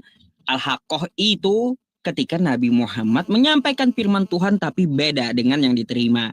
Tidak ada hubungannya dengan beliau wafat diracun. Ya, jangan berdusta. Ya, seperti ajaran kau. Ya, berdusta dalam segala hal. 1 Korintus 15:15. Sampai Tuhanmu aja, Tuhan Kristen mau didustai gitu. Ya, beda Dis ya. Jadi begini Dis. Tentang masalah Nabi Muhammad berpendapat. Ada gitu disuruh untuk mengikuti pendapat orang yang gak ahli. Gak ada. Gak ada. Makanya kata Al-Quran, fas'alu ahla dzikri in kuntum la ta'lamun. Nanya kepada yang ahli di bidangnya. Kalau yang bukan ahli di bidangnya berpendapat, maka kau ikuti pendapat itu. Bisa saja pendapat itu salah. Contoh ya, kau bukan bidangnya ahli dalam agama Islam. Jadi mengikuti semua omongan kau, pendapat kau, maka akan sesat sendiri gitu. Jadi orang buta mau menuntun orang buta. Pantas Kristen yang ikut Anda, ikut kamu di semuanya. Kamu terjun ke jurang, Kristen lainnya juga terjun ke jurang. Kamu ke neraka, semua Kristen masuk neraka. Jadi kayak gitu. Siapa suruh kan? Mengikuti pendapat kamu yang bukan ahli dalam agama Islam. Kalau aku ya gak akan mengikuti kamu. Ya pasti aku mengikuti Al-Quran dan hadisku. Gak akan pernah aku ikuti perkataan kamu yang tidak tahu menahu sama agama Islam. Jadi kalau pendapatmu nih ya dicoba oleh Kristen lainnya. Waduh ternyata pendapatmu salah. Yang salah kamu atau Kristen yang mengikuti pendapatmu. Ya jelas para penontonmu yang salah karena mengikuti ucapanmu yang bukan yang ahli di bidangnya. Bukan, ya. Jadi seperti itu pula hadis tentang masalah kurma. Nabi Muhammad hanya berpendapat, nggak ada juga disuruh untuk mengikuti pendapat tersebut. Kalau pendapatnya salah, hal wajar. Nabi Muhammad berpendapat yang bukan bidangnya. Ya, bukan berarti itu berkaitan tentang firman Tuhan. Ya, biarkan kurma itu. Nggak ada. Gak ada hubungannya dengan firman Tuhan, gak ada hubungannya ya dengan kalamullah di situ, dengan Al-Quran. Tapi itu adalah pendapat pribadi beliau. Beliau bukan tukang kebun. Kalau berpendapat bisa salah, hal wajar gitu. Sama seperti kamu, bukan ahli umat Islam, ya bukan ahli agama Islam. Kalau pendapatmu, ya jelas salah gitu. Gak ada benernya memang pendapatmu gitu loh, Dis ya. Terus tentang masalah at-tahrim, ya pendapat tafsirnya yang kata kamu tadi Nabi Muhammad tidak sesuai penyampaian firman-Nya, lalu kamu ada bawa 2 tafsir. Aku udah tahu juga 2 tafsir itu. Tafsir yang kedua ya, Nabi Muhammad itu menggauli istrinya kan kayak gitu dari budak Maria Kiptiah itu. Kan kayak gitu. Ya diranjang Hafsah dengan cerita yang berkecamuk lah di situ. Jadi Dis ya, menggauli istri atau ya mempunyai budak itu ketetapan dari Allah. Ngapain Nabi Muhammad mau mengharamkan menggauli istri? Ayo coba. Jadi Allah ya menyuruh menggauli istrimu ya, tapi beliau haramkan untuk diri beliau menggauli istrinya agar istri yang lainnya senang. Jadi udah bertentangan dengan apa yang ditetapkan Allah. Makanya Nabi Muhammad ditegur, Muhammad, kamu mau mengharamkan apa yang telah aku halalkan. Mau merubah hukum gitu. Jelaslah ditegur. Agar Nabi Muhammad tidak salah langkah. Gitu maksudnya Dis. Kau bukan ahli Islam makanya salah terus pendapat kau gitu dari tadi. Makanya aku dari tadi ketawa Dis ya ketawa. Nabi Muhammad di situ bukan menggauli anaknya. Ya. Seperti di kitab kau, anak menggauli bapaknya boleh gitu. Ya. Coba ya, di kitab kau, anak menggauli bapaknya boleh. Jangan-jangan juga dipraktekkan oleh umat Kristen zaman sekarang. Anak perempuan menggauli bapaknya yang Kristen. Kan kayak gitu. Karena tertulis di kitab kau. Anak menggauli bapaknya boleh. Kalau di Islam kagak boleh. Nabi Muhammad itu tidak menggauli anaknya. Kagak. Ya, beliau menggauli istrinya. Sah gitu, halal. Lalu beliau haramkan dirinya untuk menggauli istrinya agar istri yang lain senang. jelaslah ditegur. Udah dihalalkan, kenapa dia bisa-bisa merubah gitu untuk mengharamkan? Kan kayak gitu. Beda dis ya, seperti di kitab kau udah kubilang ya. Kalau di kitab kau tuh boleh tuh ya anak menggauli bapaknya. Kayak gitu dis. Tuh jawaban dariku. Sekarang boleh aku nanya? Atau kau mau tanggapan dulu? Saya respon dulu lah, respon balik lah.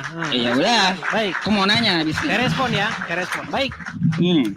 Jadi pernyataan-pernyataan Yusuf ini mengkonfirmasi bahwa apa yang saya katakan itu benar. Tetapi Yusuf melakukan beberapa pelintiran-pelintiran di sini.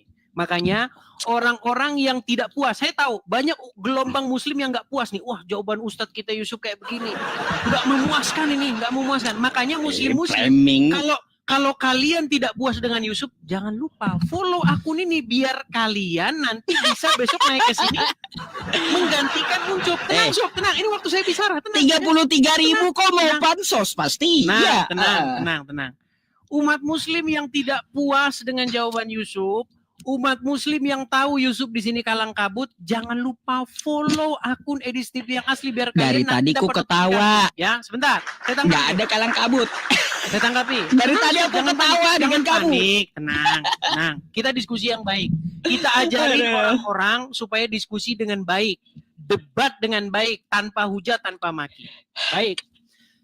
Pertama, yang kita bahas ini adalah mengenai kalau Muhammad itu dipotong tali pembuluhnya, pembuluh darahnya dipotong karena dia mengatakan sesuatu yang tidak diwahyukan oleh Allah.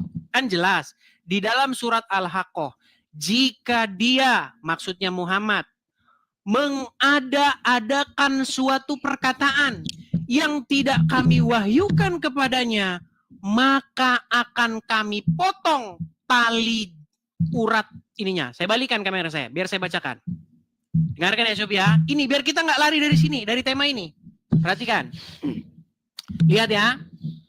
Kita buka surat Al-Haqqah ayat yang ke-46. Apa dikatakan di sini? Kemudian kami akan benar-benar memotong urat nadinya. Kemudian yang lebih mengerikan lagi adalah pasti kami potong pembuluh darahnya, pembuluh jantungnya, sehingga dia tidak akan hidup. Ternyata ini menimpa Muhammad karena Muhammad mengata-ngatakan sesuatu yang tidak diwahyukan. Buktinya di mana? Nih, perhatikan. Di dalam hadis dikatakan, apa dikatakan di sini? Nih, perhatikan. Sesungguhnya Rasulullah Shallallahu Alaihi Wasallam bersabda ketika menderita penyakit yang akhirnya beliau meninggal dunia karenanya. Apa kata dia? Wahai Aisyah, aku senantiasa merasakan nyeri akibat makanan yang kumakan ketika aku berada di Khaibar. Maksudnya racun yang dimakan di Khaibar. Dan sekarang ini adalah saatnya urat nadiku terputus karena pengaruh racun itu. Jadi ayat ini jelas-jelas merupakan nubuatan dari surat Al-Haqqah ini. Karena Muhammad mengata-ngatakan sesuatu yang tidak diwahyukan. Apa buktinya? Nih, saya tunjukkan lagi dalilnya di sini. Di dalam sebuah hadis sahih. Perhatikan, ini hadisnya Sub, nanti kamu bantu, kamu bisa bahasa Arab. Dikatakan di sini. Diceritakan dari Abdullah bin Amr. Beliau berkata, dahulu aku menulis seluruh yang aku dengar dari Rasulullah. Aku ingin menghafalkannya. Maka kaum Quraisy mencegahku. Mereka, maksudnya kaum Quraisy mengatakan, apakah engkau menulis seluruh hadis yang engkau dengar dari Rasulullah? Padahal Rasulullah adalah manusia yang terkadang bersabda dalam keadaan marah, terkadang berkata dalam keadaan senang. Maka aku menahan diri dari menulis. Kemudian aku menceritakan hal tersebut kepada Rasulullah. Maka Rasulullah memberikan isyarat dengan jarinya yang menuju kepada mulutnya. Rasulullah bersabda, tulislah. Demi zat yang jiwaku berada dalam genggamannya, tidaklah keluar darinya, dari mulut Muhammad, kecuali kebenaran. Ini saya pegang teguh, Sob. Perhatikan, hadis jelas-jelas mengatakan tidak keluar darinya, dari mulut Muhammad kecuali kebenaran. Tetapi ketika Muhammad berjumpa dengan para petani kurma, keluar dari mulut Muhammad kesalahan. Ketika Muhammad berkata, ketika Muhammad berkata kepada istrinya bahwasanya dia bersumpah untuk tidak akan lagi menggauli Maria Al-Qibtiyah, untuk tidak lagi makan madu, malah dia ditegur oleh Allah, wahai Nabi, dalam surat At-Tahrim, ya ayuhan Nabi, wahai Nabi, mengapa kamu haramkan sesuatu yang dihalalkan dengan mengucapkan sumpah karena kamu enggak hendak menyenangkan hati istri-istrimu? Karena Muhammad takut istri, akhirnya dia mengharamkan yang halal. Dia haramkan yang halal. Ketika keluar dari mulutnya, demi Allah saya haramkan, berarti keluar dari mulut Muhammad sebuah kesalahan. Hal itu bertentangan dengan ucapan Muhammad di mana dia mengatakan tidak keluar dari sini kecuali kebenaran. Nah, pernyataan kamu yang terakhir. Bagaimana mungkin kita bertanya kepada yang bukan ahlinya? Ya ini umat muslim. Kalian bertanya kepada Muhammad, sudah tahu Muhammad bukan ahlinya. Muhammad itu berkali-kali mengatakan yang bukan ahlinya. Contoh, di dalam Al-Quran dikatakan, jikalau ada orang bertanya kepada kamu tentang hari kiamat, katakanlah pengetahuan tentang hari kiamat itu adalah di sisi Allah. Tetapi dalam hadis, Muhammad malah mengatakan kiamat hari Jumat. Berarti dia mengada-ngadakan sesuatu yang tidak diwahyukan. Kemudian yang kedua, dikatakan juga bahwasanya Muhammad itu disebutkan dalam satu riwayat ya mengatakan sesuatu yang salah. Akibat mengatakan sesuatu yang salah itu Muhammad meralat perkataannya. Makanya begini Sob, saya cuma mau bilang begini. Masalah surga harus ditanyakan kepada orang ahlinya. Masalah kehidupan yang akan datang harus ditanyakan kepada ahlinya. Tetapi umat muslim bertanya kepada yang bukan ahlinya, yaitu Muhammad. Akhirnya apa? Akhirnya umat muslim mengikuti yang salah-salah. Untuk sekarang itu dulu, nanti ada saya lanjutkan. Silakan. Baik, jangan panik ya Adisya. Pertama, ya tentang yang kau bawa tadi, Al-Haqqah 44 tadi ya, aku tegaskan sekali lagi. Nabi Muhammad itu kalau menyampaikan wahyu yang salah, beliau akan langsung dimatikan. Buktinya ya sampai beliau sakit ya, kagak ada tuh wahyu yang turun waktu beliau sakit. Gak ada. Gak ada. Jadi ya Dis ya, kalau kau mau bawa Al-Haqqah 44 kagak cocok. Nabi Muhammad menyatakan di situ ya bahwa Allah akan memotong ya aortanya, urat nadinya kalau dia menyampaikan hal yang salah. Waktu beliau wafat kagak ada firman Tuhan turun lalu Nabi Muhammad menyampaikan yang salah. Jadi ya di situ Al-Haqqah 44 ya itu akan membantah Nabi Muhammad wafat diracun. Makanya ngikutin kau akan jadi sesat gitu. Ya, kau bukan ahlinya masalahnya. Terus satu nih, ya, ku bawa samamu. Sedikit kita baca, ya. Nih. Apa yang ku sampaikan tadi? Fakta bahwa Nabi Muhammad ya diracun ya dengan tidak bertentangan dengan ayat dalam surat Al-Maidah 67. Allah akan melindungimu dari manusia. Karena ayat ini ya secara khusus merujuk pada perlindungan Nabi dari pembunuhan. Ya, tuh datanya ya. Allah melindungi Nabi dari bahaya racun itu. Ya, Dis ya. Ada Des lagi-lagi yang kau bawa mental lagi. Gak bisa kau tuduh Nabi Muhammad seperti itu. Nah, tentang berkaitan yang bukan ahlinya, ya kalau ditanyakan, sepakat. Ya sepakat aku dengan penyampaian kau. Makanya kau bukan ahli agama Islam, makanya penyampaian kau salah gitu. Salah. Berkaitan tentang masalah kurma, itu tidak ada hubungannya dengan wahyu yang turun. In huwa illa wahyu yuha. Gak ada hubungannya. Kurma itu masalah pertanian, bukan masalah wahyu.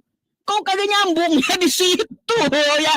Aduh, lagi-lagi. Kocak kulihat kau Dis ya. Terus masalah bila kau tetap menuduh Nabi Muhammad ya.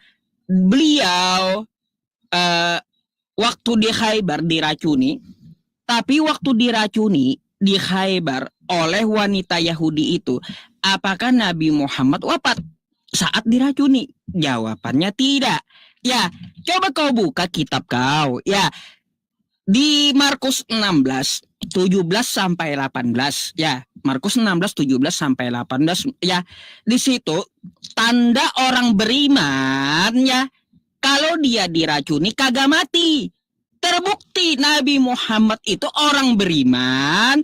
Waktu diracuni oleh wanita Khaybar, Nabi Muhammad nggak mati. Gitu Des. Kitab kau mengatakan Nabi Muhammad itu orang beriman. Kayak gitu. Nabi Muhammad diracuni nggak mati. Terus berkaitan lagi ya. Aku langsung ringkas saja menanggapi kau itu. Gampang gitu ya. Kamu coba lihat pernyataan kamu. Katanya Al-Quran dengan Nabi Muhammad itu bertentangan. Nabi Muhammad mengetahui hari kiamat hari Jumat. Sedangkan di Al-Quran tidak ada yang tahu selain Allah. Tiba-tiba kata kamu Nabi Muhammad tahu hari Jumat, hari kiamat. Kan kayak gitu. Yes, ya. Aku nggak terlalu banyak bantah. Ini membuktikan kalau Nabi Muhammad itu ya, kalau mau kita katakan, dialah yang satu dengan Bapa yang di sorga. Karena apa? Ya, coba lihat kitab kau. Di Matius 24, ya, di ayat 36. Di situ kata Yesus, waktu Yesus ditanya, tahu nggak Sus, hari kiamat kapan? Kagak tahu, kata Yesus. Yang tahu itu Bapa di sorga. Kan kayak gitu, hanya Bapa yang di sorga yang tahu. Nah, kalau Nabi Muhammad tahu hari kiamat hari Jumat dan di tempat kau hanya Bapa yang tahu, ya Nabi Muhammad satu dengan Bapa. Lebih baik kalian Kristen nyembah Nabi Muhammad daripada nyembah Yesus. Kayak gimana? Lebih hebat Nabi Muhammad daripada Yesus. Yesus ditanya kapan hari kiamat kagak tahu. Kalau Nabi Muhammad ditanya, ya tahu beliau hari Jumat, hari kiamat. Jadi Nabi Muhammad itu satu dengan Bapa. Lebih baik kalian sembah Nabi Muhammad daripada kalian menyembah Yesus yang kagak tahu apa-apa. Akan kayak gitu. Berkaitan nih secara Islamnya ya Dis ya. Secara Islamnya aku jelaskan aja biar kau tahu gitu. Tentang masalah hari kiamat. Contoh Quran surah Luqman di ayat terakhir. Ya, di situ kosakata Qur'annya tentang sa'ah. Apa arti sa'ah? Sa'ah itu jam, waktu, bukan hari. Coba kalau kau lihat di hadisnya, yaum. Yaum itu hari yang disampaikan Nabi Muhammad, bukan waktu. Ya, kalau di Al-Quran itu waktu. Ya, jam berapa hari kiamat. Itu hanya Allah yang tahu. Tidak ada di Al-Quran itu mengatakan bahwa manusia nggak ada yang tahu hari kiamat kapan. Tapi ya Al-Quran mengatakan tidak ada manusia yang tahu waktu hari kiamat. Kalau hari ada yang tahu. Nggak bertentangan Nabi Muhammad dengan Al-Quran. Jadi kalaunya aku sarankan kepada Kristen-Kristen gitu ya, lebih hebat Nabi Muhammad daripada Yesus. Ya, artinya apa? Nabi Muhammad satu dengan Bapa. Lebih baik kalian nyembah Nabi Muhammad ya, yang lebih tahu daripada Yesus kalian. Yesus kalian kagak tahu apa-apa. Tapi Nabi Muhammad lebih tahu daripada Yesus. Kalau saya berpikir waras ya, lebih baik Nabi Muhammad mengetahui hari kiamat daripada Yesus yang kagak tahu apa-apa. Kayak gimana, Dis? Apa tanggapan kau tentang itu? Apa coba? Nabi Muhammad tahu katamu hari kiamat hari Jumat. Kata Yesus yang tahu hari kiamat hanya Bapa. Artinya Nabi Muhammad dengan Bapa adalah satu. Bukan Yesus yang satu dengan Bapa. Lebih baik kalian nyembah Nabi Muhammad daripada nyembah Yesus yang kagak tahu apa-apa. Nah itu aja dah. Aku Dah. boleh tanya atau kagak gitu. Ini kan kamu juga bertanya gimana? Sudah selesai. Udah. Baik ya. Jadi begini Sob.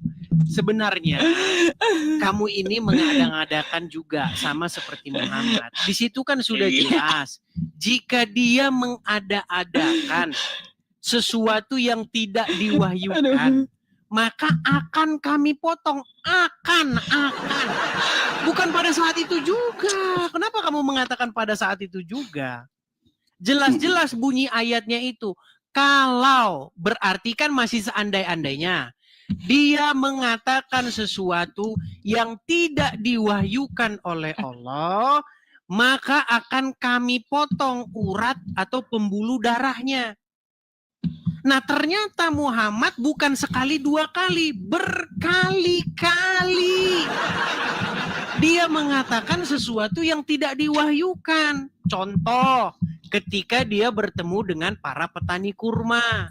Dia bilang kepada para petani kurma, apa yang kalian perbuat itu, perbuatan yang sia-sia. Berarti jelas di situ Muhammad mengatakan sesuatu berdasarkan hawa nafsunya. Sedangkan Al-Quran mengatakan, wa ma yantiqu anil hawa in huwa illa wahyu yuha. Terus kamu bilang, itu kan masalah pertanian, bukan masalah agama. Ingat perkataan yang di dalam hadis tadi. Ada seseorang yang bernama Abdullah ibn Amr. Dia tulis semua omongan Muhammad. Terus orang Quraisy bilang, kok kamu tulis semua omongan Muhammad? Kadang-kadang kan dia ngomong gini, kadang ngomong gini. Terus kata Muhammad apa? Tidak keluar dari mulutnya Muhammad kecuali kebenaran. Mulut Muhammadlah yang mengatakan perkara duniawi, mulut Muhammad yang sama juga mengatakan perkara agama. Muhammad tidak punya dua mulut. Dia tidak punya mulut yang berbicara agama dan dia tidak punya mulut yang berbicara duniawi. Tapi hanya punya satu mulut saja. Dan dia bilang dari satu mulut itu tidak keluar darinya kecuali kebenaran. Artinya Muhammad mau berkata perkara surgawi, mau berkata perkara duniawi, tidak mungkin salah. Tetapi ternyata Muhammad berkata dalam hal duniawi salah, apalagi berkata dalam hal surgawi. Contoh, hal-hal duniawi yang dikatakan bahwa Muhammad salah. Contoh, masalah petani kurma jelas sekali diprank sama Muhammad. Dan dia melanggar ayat Al-Quran yang berbunyi, janganlah kamu mengucapkan sesuatu yang kamu tidak memiliki pengetahuan tentangnya. Itu dalam hal duniawi.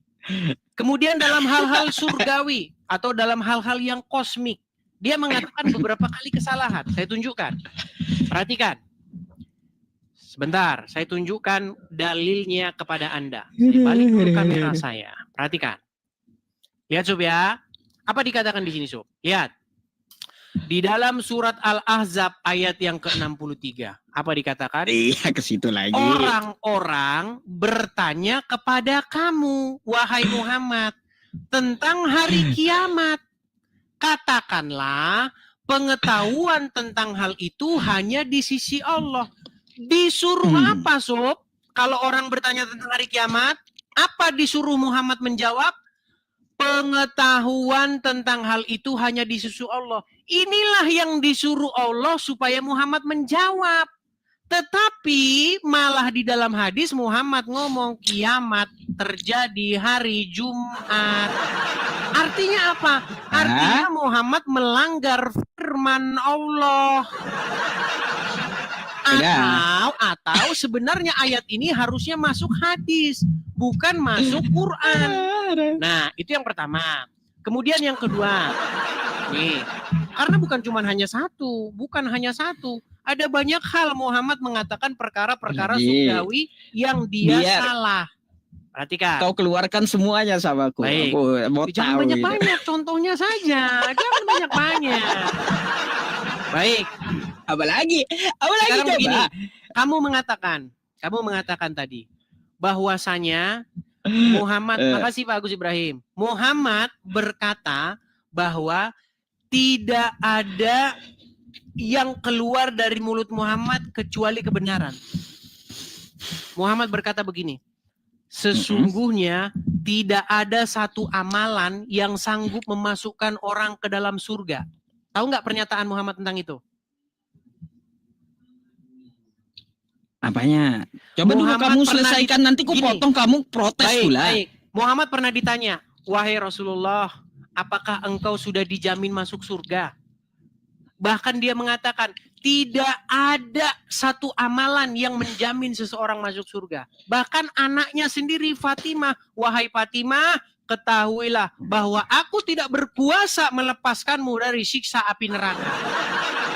Tidak ada satu amalan pun. Tapi di ayat-ayat lain, contoh, mengucapkan kalimat syahadat, masuk surga. Sahabat dijamin masuk surga. Kemudian dikatakan di ayat lain lagi bahwa barang siapa yang begini begitu masuk surga. Barang siapa yang begini begitu. Artinya apa? Omongan Muhammad satu sama lain bercakar-cakaran. Di dalam Al-Quran dikatakan, perhatikan nih. Ada satu ayat di dalam Al-Quran yang mengkonfirmasi itu semua. Ya. Bahwasanya Muhammad itu dikatakan, aku tidak tahu apa yang akan diperbuat terhadapku dan juga terhadapmu. Itu ada di dalam, tertulis di dalam Quran. Perhatikan ya. Nih, di dalam Quran dikatakan, aku bukanlah Rasul yang pertama dari antara para Rasul-Rasul. Dan aku tidak mengetahui apa yang akan diperbuat terhadapku dan juga terhadapmu. Artinya, omongan Muhammad satu sama lain cakar-cakaran. Kemudian, masalah perkataan Yesus keluarkan semua. Masalah, ini saya jawab. Masalah perkataan Yesus yang mengatakan, anak pun tidak. Jelas di dalam Bible, saya nggak mau bantu itu. Yesus sebagai anak, posisi sebagai anak, jelas dia tidak mengetahui hari terakhir itu, hari yang akan datang itu, jelas. Lalu kamu mengatakan, kalau begitu Muhammad lebih pantas jadi satu dengan Bapa. Inilah kemunafikan umat Muslim. So, bukankah Al-Quran mengatakan bahwa Allah beranak dan diperanakkan? Bagaimana mungkin kamu katakan bahwa Muhammad satu dengan Bapa? Ini pernyataanmu sudah kafir. Kamu sudah mengatakan sesuatu yang zolim. Karena kamu katakan bahwa Allah itu adalah Bapa. Ini zolim. Kemudian kamu katakan, kalau begitu lebih baik kalian itu menyembah Muhammad. Kalau kami nyembah Muhammad, kami sama seperti orang Islam. Kami hanya mau memanggil Yesus. Ya Yesus, ya Yesus. Karena Yesus hidup. Di gereja kami bernyanyi memuliakan Yesus karena Yesus hidup. Kami tidak mau seperti orang Islam yang memanggil orang meninggal di kuburan. Contoh. Ketika ketika umat Islam kumpul-kumpul di jalan, lalu mereka gelar tikar, mereka berseru-seru, ya Rasulullah, ya Rasulullah, Muhammadku, dengarlah seruanku, engkau ada dalam kubur, dengarlah seruanku. Kami tidak mau seperti orang Muslim yang berseru-seru kepada orang dalam kubur. Silakan tanggapi. Meninggal. Silakan. Habis. Silakan. Amunisi kamu habis itu aja. Gak ada yang lain lagi. Silakan. Keluarkan dulu yang lain. Gak ada. Habis. Gak bingung sih. Enggak. Aku mau kasih tahu, aku mau ajarin kamu gitu ya. Tapi aku mau tanggapan dulu ya tentang masalah yang kamu sampaikan ya. Jadi gini, tidak ada aku mengatakan Nabi Muhammad itu anak Allah, nggak ada. Allah itu tidak beranak dan tidak diperanakkan. Kau bukalah surah Al-Ikhlas, kan tahu kau tuh ayatnya. Ya, qul huwallahu ahad, Allahus samad. Allah itu tempat bergantung seluruh makhluk. Bukan yang digantung oleh makhluk. Apalagi sampai digantung oleh tentara Romawi gitu. Itu bukan Tuhan. Ya, terus lam yalid wa lam yulad. Dia tidak beranak dan tidak diperanakan. Aku nggak ada bilang Nabi Muhammad itu adalah anak Allah. Gak ada. Tapi aku bilang Nabi Muhammad itu lebih pantas disebut dia satu dengan Bapa. Karena apa? Sesuai kata Yesus, yang mengetahui hari kiamat itu cuma Bapa. Anak dan malaikat kagak tahu. Ya kagak tahu. Hanya Bapa yang tahu hari kiamat. Ditanya Nabi Muhammad kapan hari kiamat, ternyata tahu. Nabi Muhammad dan Bapa sama-sama tahu hari kiamat kapan. Jadi lebih pantas Nabi Muhammad disebut ya dia satu dengan Bapa, bukan Yesus.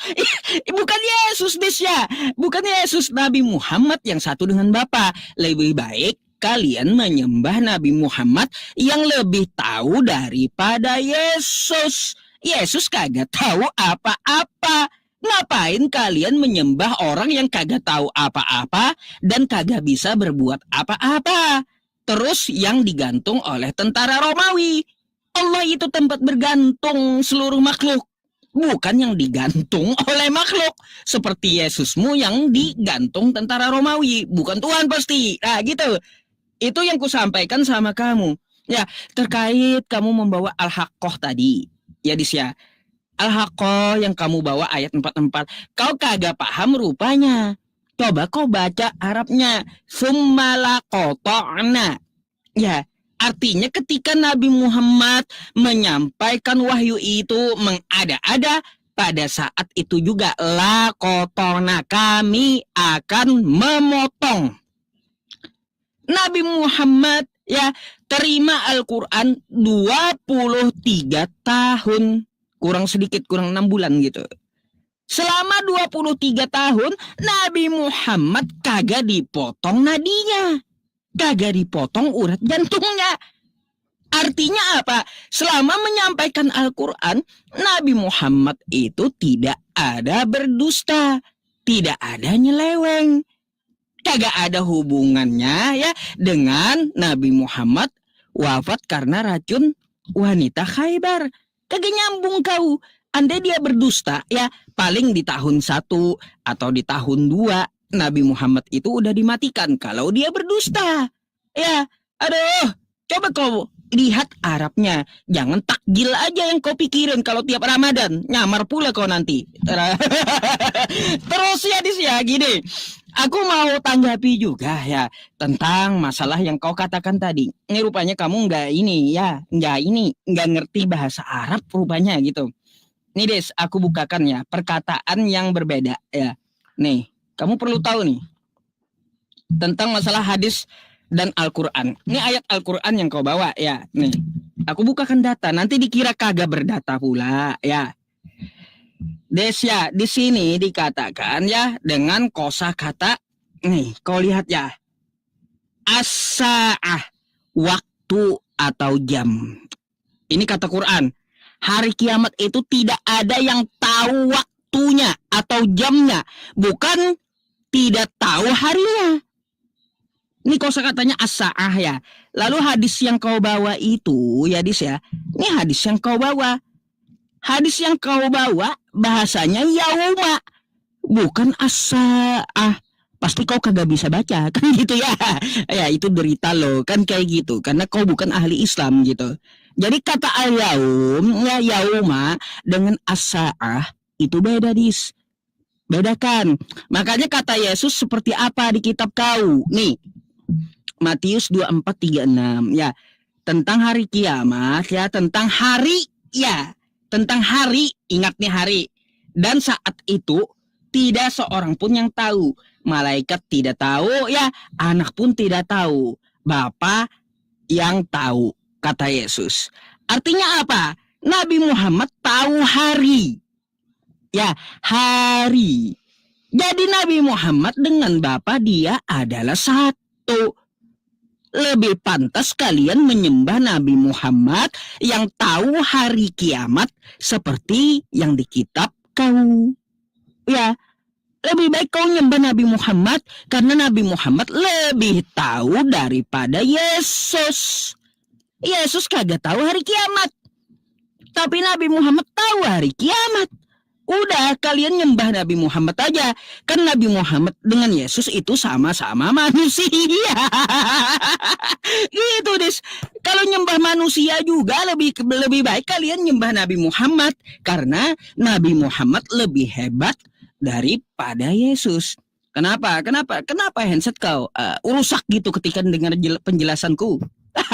Jangan terguncang, aku tahu umat Kristen sedang terguncang gitu ya, karena Nabi Muhammad lebih tahu daripada Yesus. Nah gitu, kalau bantahan kamu Nabi Muhammad dikubur ya, sedangkan Yesus naik ke langit. Kan kayak gitu kata kamu, Yesus naik ke langit, Nabi Muhammad dikubur. Oh, Nabi Muhammad itu hidup di sisi Allah, seperti yang kau katakan syahid tadi, di Rafiqul A'la. Sedangkan Yesus kemana? Yesus naik ke langit.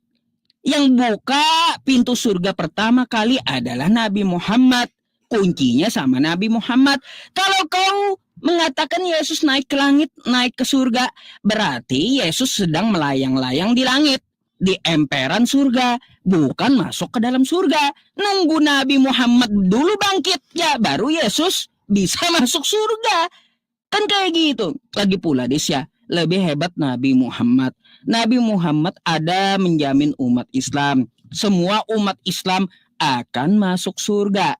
Kecuali yang enggan. Lah kalau Yesus kayak gimana? Alih-alih mau menyelamatkan Kristen, menyelamatkan dirinya sendiri aja dari tentara Romawi kagak bisa. Alih-alih mau selamatkan kau dan Kristen. Lebih baik ya Nabi Muhammad daripada Yesus. Ikuti Nabi Muhammad yang tahu daripada Yesus yang kagak bisa berbuat apa-apa, menyelamatkan diri sendiri kagak bisa, modar juga dengan tentara Romawi, ya menyelamatkan diri sendiri nggak bisa, apalagi menyelamatkan kau. Pikir gitu. Makanya ya ini pendeta Yusuf PI ya sedang ceramahi Kristen gitu, dan Edis apa itu ya yang kuceramahi, ikuti Nabi Muhammad lebih hebat daripada Yesus. Kayak gitu, kullu ummati yadkhulunal jannah, dijamin masuk surga. Kalau Yesus kagak ada jamin Kristen mau selamatin diri sendiri aja nggak bisa, apalagi mau menyelamatkan umat Kristen. Mempe gitu deh. Sudah. Aku ngomong sama kamu ini ya Dis ya, aduh lucu-lucu aja sih gitu. Sudah belum? Sekarang aku boleh tanya nggak? Soalnya di tempatku udah setengah 12 malam. Mau lari nih. Alasan nih. Bukan. Alasan mau lari. Soalnya nih. aku mau aku nggak bisa live malam ini. Lari, Uncup mau lari. Aku nggak bisa live malam ini ya. Soalnya biasanya jam 12 aku udah kena tegur. Ngeles mau lari. Dah. Kabur. Aku ini Dis mau istirahat. Lihat teman-teman ya. Bukan kabur. Lihat. Aku tadi udah beri kamu kesempatan, ada yang ditanggapi lagi, aku nggak nanya lagi. Soalnya aku mau dengar dulu tanggapan kau, habis itu aku mau istirahat gitu. Baik. Ini ya teman-teman ya, kalian menjadi saksi bahwa kalau saya naikin orang muslim, tidak ada main bisu-bisukan, tidak ada saya keroyok-keroyokan seperti di channelnya muslim. Kalau saya naik ke channel muslim, heboh mereka. Turunkan bisukan. Masalahnya Des ya. Gini, masalahnya kamu udah stuck gitu, kagak mampu lagi. Saya tanggapi. Nggak ada bantahannya. Saya tanggapi ya. Mengenai pernyataanmu mengatakan bahwa Muhammad di sisi Allah, Muhammad diangkat ke hadirat Allah, masuk surga. Mana bantahannya? Ayo. Baik, saya tunjukkan dalilnya. Apa dikatakan? Di dalam surat Al-Ahqaf ayat yang ke-9. Apa dikatakan? Katakanlah, aku bukanlah rasul yang pertama di antara rasul-rasul. Dan aku tidak mengetahui. Perhatikan sob, kenapa kamu tidak percaya dengan Al-Qur'anmu? Aku tidak mengetahui apa yang akan diperbuat terhadapku dan tidak pula terhadapmu. Aku tidak lain hanyalah mengikuti apa yang diwahyukan kepadaku, dan aku tidak lain hanyalah seorang pemberi peringatan yang menjelaskan. Tapi Uncu PI mengatakan, Muhammad mengatakan sesuatu yang tidak diwahyukan. Apa saja yang tidak diwahyukan itu? Contohnya kiamat Kan balik lagi ke situ. Saya dulu. Apa Bisa yang tidak bantahan diwahyukan? kamu. Nih, perhatikan. Di dalam surat An-Nisa ayat yang ke-158, siapakah yang berada di sisi Allah? Perhatikan. Akan tetapi Allah telah mengangkatnya, maksudnya Isa, ke hadirat Allah. Allah Maha Perkasa lagi Maha Bijaksana. Yang ada di hadirat Allah Isa, Unco, bukan Muhammad. Tidak ada dalilnya Muhammad ada di hadirat Allah. Ini makanya saya bilang umat muslim menambah-nambahi apa yang tidak ada di dalam Al-Quran. Baik, ini yang pertama. Udah? Saya tanggapi. Oh, sebentar.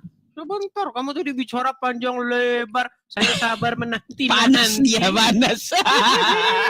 Panas. Jawabannya ke 3 kali tadi ya, 3 sesi teh. Itu aja keputarnya di sini. Nah, sabar. Ini udah 41.000 orang nih, dengar. Perhatikan. Iya.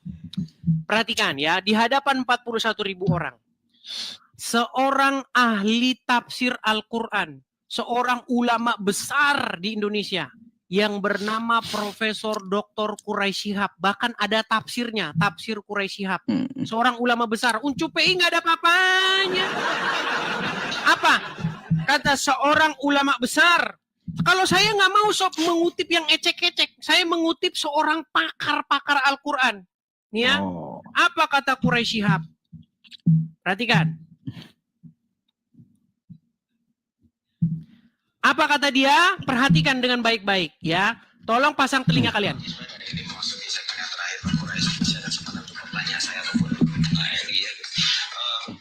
tentang kemuliaan di sisi Allah, Pak Quraisy. Itu kan kalau Nabi Muhammad kan sudah istilahnya sudah dijamin sebagai manusia yang paling mulia yang masuk surga gitu. Nah, untuk kita manusia-manusia yang hidup zaman sekarang ataupun masa depan, masa yang akan datang gitu, apakah ada kemungkinan untuk bisa mengejar status seperti itu, Pak Quraisy? Paling tidak ya gitu, hampir seperberapanya lah gitu, agar kita merasa iya satu hal dulu, tidak benar, saya ulangi, tidak benar bahwa Nabi Muhammad sudah dapat jaminan surga.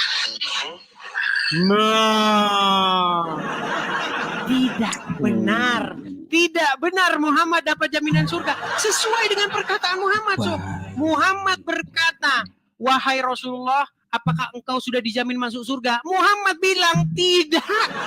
Mau saya tunjukkan dalilnya? Nih, saya tunjukkan dalilnya. Muhammad tidak mengatakan dirinya tidak dijamin masuk surga kecuali atas rahmat Allah. Perhatikan. Ya. Perhatikan.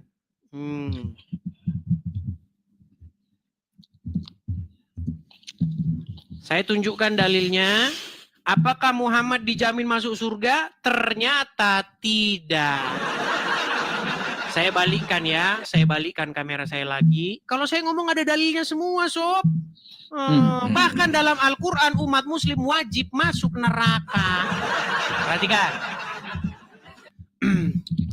Artinya Rasulullah bersabda, tidak ada amalan seorang pun yang bisa memasukkannya ke dalam surga dan menyelamatkannya dari api neraka. Tidak juga denganku. Perhatikan, tidak juga denganku. Pengakuan Muhammad sendiri, Unco, bahwasanya Muhammad tidak dijamin masuk surga kecuali rahmat Allah. Tetapi pernyataan-pernyataan Muhammad di ayat lain bahwasanya dengan mengucapkan kalimat syahadat pintu surga, bahkan tidak akan ada yang masuk surga selain dari Muhammad duluan. Makanya saya bilang, sob, percaya sama Muhammad sama saja percaya kepada saya ngomong nanti muncul hati. Perhatikan, sob. Kata Muhammad, tidak ada amalan pun yang bisa memasukkan ke dalam surga, betul? Betul? Nanti ku jawab. Tetapi pernyataan Muhammad bertentangan dengan omongan Muhammad sendiri. Jadi Muhammad berkelahi sama dirinya sendiri. Perhatikan. Man qala la ilaha illallah Muhammadar Rasulullah dakhala jannah. Siapa yang mengucapkan la ilaha illallah Muhammadar Rasulullah dakhala jannah. Semua umat Muhammad sallallahu alaihi wasallam masuk surga. Nabi yang mengatakan, datang sahabat bertanya, wa in zana, wa in sarak, bagaimana kalau dia berzina? Bagaimana kalau dia mencuri? Kata Nabi, wa in zana, wa in sarak, dia berzina, dia mencuri, tetap masuk surga. Berzina, mencuri, masuk surga. Berzina, mencuri, masuk surga. Makanya saya bilang, sob, Muhammad kalau diperiksa di pengadilan, habis dia. Karena apa yang diomongin dia bertentangan dengan apa yang diomongin dia. Jadi Muhammad ribut sama dirinya sendiri. Tidak ada satu amalan yang bisa memasukkan ke orang ke surga. Di satu pihak Muhammad mengatakan orang mengucapkan syahadat masuk surga. Bahkan seorang Muhammad tidak mengerti makna tidak ada Tuhan selain Allah. Seorang Muhammad, bayangkan, pemimpin tertinggi di dalam umat Islam tidak mengerti makna syahadat. Dia memaknai syahadat itu hanya di bibir saja. Kenapa saya katakan hanya di bibir saja? Begini. Biasanya kalau orang bersyahadat, itu ada konsekuensinya. Dia harus mengimplementasikan. Kalau orang mengatakan tidak ada Tuhan selain Allah, maka Allah itu harus menjadi Tuhannya. Dia nggak boleh mendengarkan perkataan selain daripada perkataan Allah. Contoh, kalau orang berzina atau mencuri, contoh Angelina Sondak, gara-gara dia mualaf terus dia korupsi. Perhatikan. Ketika Angelina Sondak syahadat, dia mengucapkan tidak ada Tuhan selain Allah. Lalu tidak lama setelah itu dia korupsi. Pertanyaan saya begini, ketika Angelina Sondak mencuri uang rakyat, siapa di situ yang sedang dia dengarkan? Dia sedang mendengarkan Allah atau dia sedang mendengarkan iblis? Karena ketika dia sedang mendengarkan Allah, maka dia harus mengikuti perkataan Allah. Makanya ketika dia mengucapkan syahadat, itu hanya di bibir saja, persis seperti yang diajarkan Muhammad. Barang siapa yang mengucapkan syahadat, dia masuk surga, sekalipun dia berzina, sekalipun dia mencuri. Makanya saya bilang, syahadat bagi Muhammad hanya di mulut saja. Tidak ada implementasinya.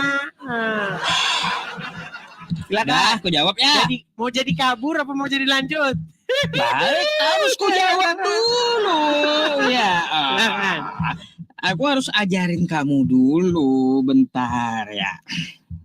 Nih, aku kasih tahu ya. Aku jawab dulu tentang masalah hadisku. Ya, gampang. Aku cari hadisnya dulu ya. Yang lengkap aku carinya karena kamu potong-potong Ustadz Abdul Somad videonya. Terus juga kamu potong-potong hadisku. Meskipun berzina dan mencuri tetap masuk surga. Salah. Kau kagak baca yang pertama dari hadis itu. Apa yang dikatakan oleh hadis itu? Ya, asalkan tidak syirik ya. Asalkan tidak syirik, jika dia melakukan dosa zina dan mencuri, yang penting kagak syirik, ya dia tetap akan masuk surga. Nah itu. Tapi hukum, bentar dulu, jangan kau potong dulu ya. Tapi dosa zina dan dosa mencuri itu tetap ada balasannya. Kau buka yang pertama hadisnya. Asal tidak menyembah, asal kamu hanya menyembah Allah, tidak menyembah manusia, meskipun kamu berzina dan mencuri tetap masuk surga. Kayak gini, maksudnya lebih bagus kamu mencuri barang orang lain daripada kamu nyembah manusia. Kalau nyembah manusia, kata hadis itu, ya syirik itu tidak akan diampuni sesuai An-Nisa ayat 48. Innallaha la yaghfiru ay yushraka bihi wa yaghfiru ma duna dzalika liman yasha. Allah enggak akan ngampuni dosa penyembah manusia. Gak akan gitu. Jadi hadis itu Des ya adalah perbandingan dosa. Lebih baik ya kamu mencuri milik orang lain daripada kau menyembah manusia. Penyembah manusia kagak akan keluar dari neraka, tapi mencuri milik orang lain ya itu akan dihukum, tapi bila hukumannya udah habis akan dikeluarkan dari neraka. Jadi kau mau nyembah manusia masuk neraka semuanya, kagak keluar lagi dari neraka, atau kau lebih baik mencuri. Mencuri keluar dari neraka, kau akan masuk surga. Kalaunya kau menyembah manusia, ya menyembah manusia kau kagak akan keluar lagi dari neraka. Itu maksud hadisnya. Makanya jangan nyembah manusia, hadis. Gitu maksudnya. Jangan kau pelintar-pelintir Quraisy Shihab dan Ustadz Abdul Somad. Terus aku mau sampaikan kepada kamu, kata kamu Nabi Muhammad tidak dijamin masuk surga. Tidak ada seseorang itu, kata kamu ya, masuk surga itu karena amalnya. Sesuai, sesuai dengan hadis yang kau baca, aku akui kagak ada ya seseorang itu masuk surga karena amal. Tapi karena rahmat Allah. Sesuai hadis itu. Soalnya kayak gini, ya. Ketika kamu mau masuk pintu mobil, kagak ada pakai duit. Kau banyak duit ya, kagak ada duit kau itu, kau pakai, kau tempelkan ke pintu mobil. Duit tadi kau tempelkan ke pintu mobil, kagak akan kebuka itu pintu mobil. Jadi seperti itu juga. Kau banyak uang, kau beli mobil. Lalu ya dealer kasih kamu kunci. Dengan kunci itu kamu bisa buka pintu mobil. Bukan dengan uang kau yang banyak. Begitu juga amalan itu ya bukan bisa memasukkan ke surga. Tapi rahmat Allah lah yang memasukkan ke surga. Kayak gitu maksudnya. Buat apa beramal? Agar datang rahmat Allah. Rahmat Allah tadi yang akan bawa kamu masuk surga. Buka pintu surga. Nih, aku jelaskan kepada kamu satu hal ya. Aku bawakan hadis. Nabi Muhammad tidak dijamin masuk surga, tapi Nabi Muhammad yang membuka pertama kali pintu surga. Nih. Yesus kemana dis Yesus? Ngambang dis, masih dis Yesus. Yesus kau ngambang dis ya, bergelantungan gentayangan di langit ya. Depan teras surga minta bukain sama Nabi kami. Nih. Aku mendatangi pintu surga dan minta untuk dibukakan, kata Nabi Muhammad. Penjaga surga pun berkata, siapa kamu? Aku menjawab, Muhammad. Penjaga surga berkata, aku telah diperintahkan membukanya untukmu. Kagak ada orang sebelum Nabi Muhammad yang bisa kunci, yang bisa buka surga, termasuk Yesus. Kagak bisa ya buka pintu surga kecuali Nabi Muhammad dulu yang membukanya. Jadi Yesus kau naik ke langit itu ngapain? Gelantungan di langit atau minta-minta di teras surga? Ingat ya, Yesus pun kagak bisa buka kunci surga sebelum dibukakan Nabi Muhammad. Betul, Nabi Muhammad tidak dijamin masuk surga kata kamu.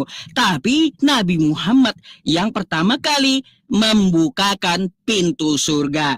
Bukan Yesus. Yesus masih gelantungan des ya. Gelantungan masih di langit minta sama Nabi kami buat dibukakan pintu surga. Ingat tuh ya. Ingat tuh hadisnya. Ku bawa data ya. Nah gitu des ya. Yang harus ku jelaskan samamu. Makanya ku bilang ya. Lebih hebat Nabi Muhammad, lebih tahu Nabi Muhammad daripada Yesusmu. Karena apa? Yesusmu kagak tahu apa-apa. Yesusmu tidak dapat berbuat apa-apa dari dirinya sendiri. Hadis udah kujelaskan. Ya, yang penting kagak nyembah manusia. Kalau kamu mencuri, hukuman mencurimu ya akan dihukum sebentar keluar dari neraka. Tapi penyembah manusia gak akan keluar dari neraka. Innalladzina kafaru min ahlil kitabi wal musyrikina fi nari jahannam khalidina fiha ulaika hum syarrul bariyah. Sesungguhnya orang kafir ya, kafir seperti Kristen dan musyrik seperti Kristen itu akan masuk neraka jahanam dan kekal ya di dalam neraka, kagak keluar lagi. Ulaika hum syarrul bariyah. Mereka itulah seburuk-buruknya makhluk. Maka dari itu penyembah manusia itu nggak keluar dari surga ya, dari neraka. Tapi ya kamu perlu tahu, kalau kamu mencuri ya kamu akan dikeluarkan dari neraka. Contoh ya hukum di Indonesia, hukum di Indonesia, kalau dia melakukan pembunuhan berencana, dia akan dihukum seumur hidup, kagak keluar lagi dari penjara. Tapi kalau mencuri di Indonesia 6 bulan keluar, bebas dari penjara. Kalau melakukan pembunuhan berencana, kagak keluar lagi dari penjara. Begitu maksud hadisnya. Ya, kalau kamu menyembah manusia, ya menyembah anak orang, kamu tidak akan keluar lagi dari neraka. Tapi kalau kamu mencuri milik orang, kamu akan dikeluarkan dari neraka. Maka dari itu, jangan nyembah anak orang yang kagak bisa apa-apa dan kagak tahu apa-apa gitu ya. Jangan rusak otak kau gitu ya. Terus tadi satu lagi yang kamu perlu tahu ya, Nabi Muhammad itu tidak dapat menyelamatkan anaknya. Kata siapa? Nabi Muhammad, kullu ummati yadkhuluna jannah illa man aba. Semua umatku akan masuk surga. Lalu kenapa Nabi Muhammad tidak akan menyelamatkan anaknya? Karena Nabi Muhammad tidak akan membela dosa, baik yang dilakukan anaknya atau keluarganya. Dia tidak akan membela dosa di hadapan Allah. Kalaunya salah melakukan dosa, tetap dikatakan beliau salah di hadapan Allah. Gak akan ditolongnya, dia gak akan membela dosa. Kayak gitu. Tapi ya orang yang beriman yang mengikuti dia akan menjamin surga. Jadi seperti itu, Aku nggak ada nanya balik ya. Soalnya aku udah bilang sama kamu tadi, aku hanya akan menanggapi dan ya aku mau izin pamit, mau istirahat jam 12 malam tempatku gitu.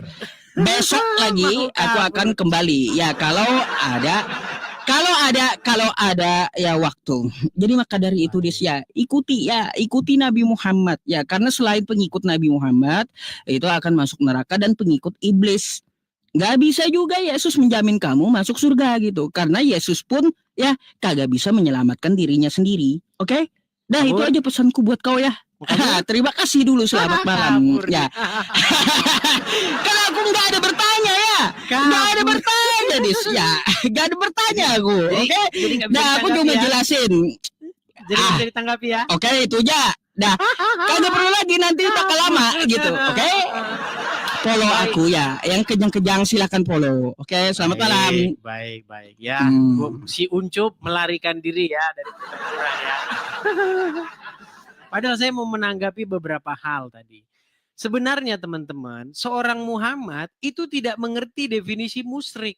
Karena dia katakan asal tidak musyrik berzina tetap masuk surga. Bagaimana mungkin orang berzina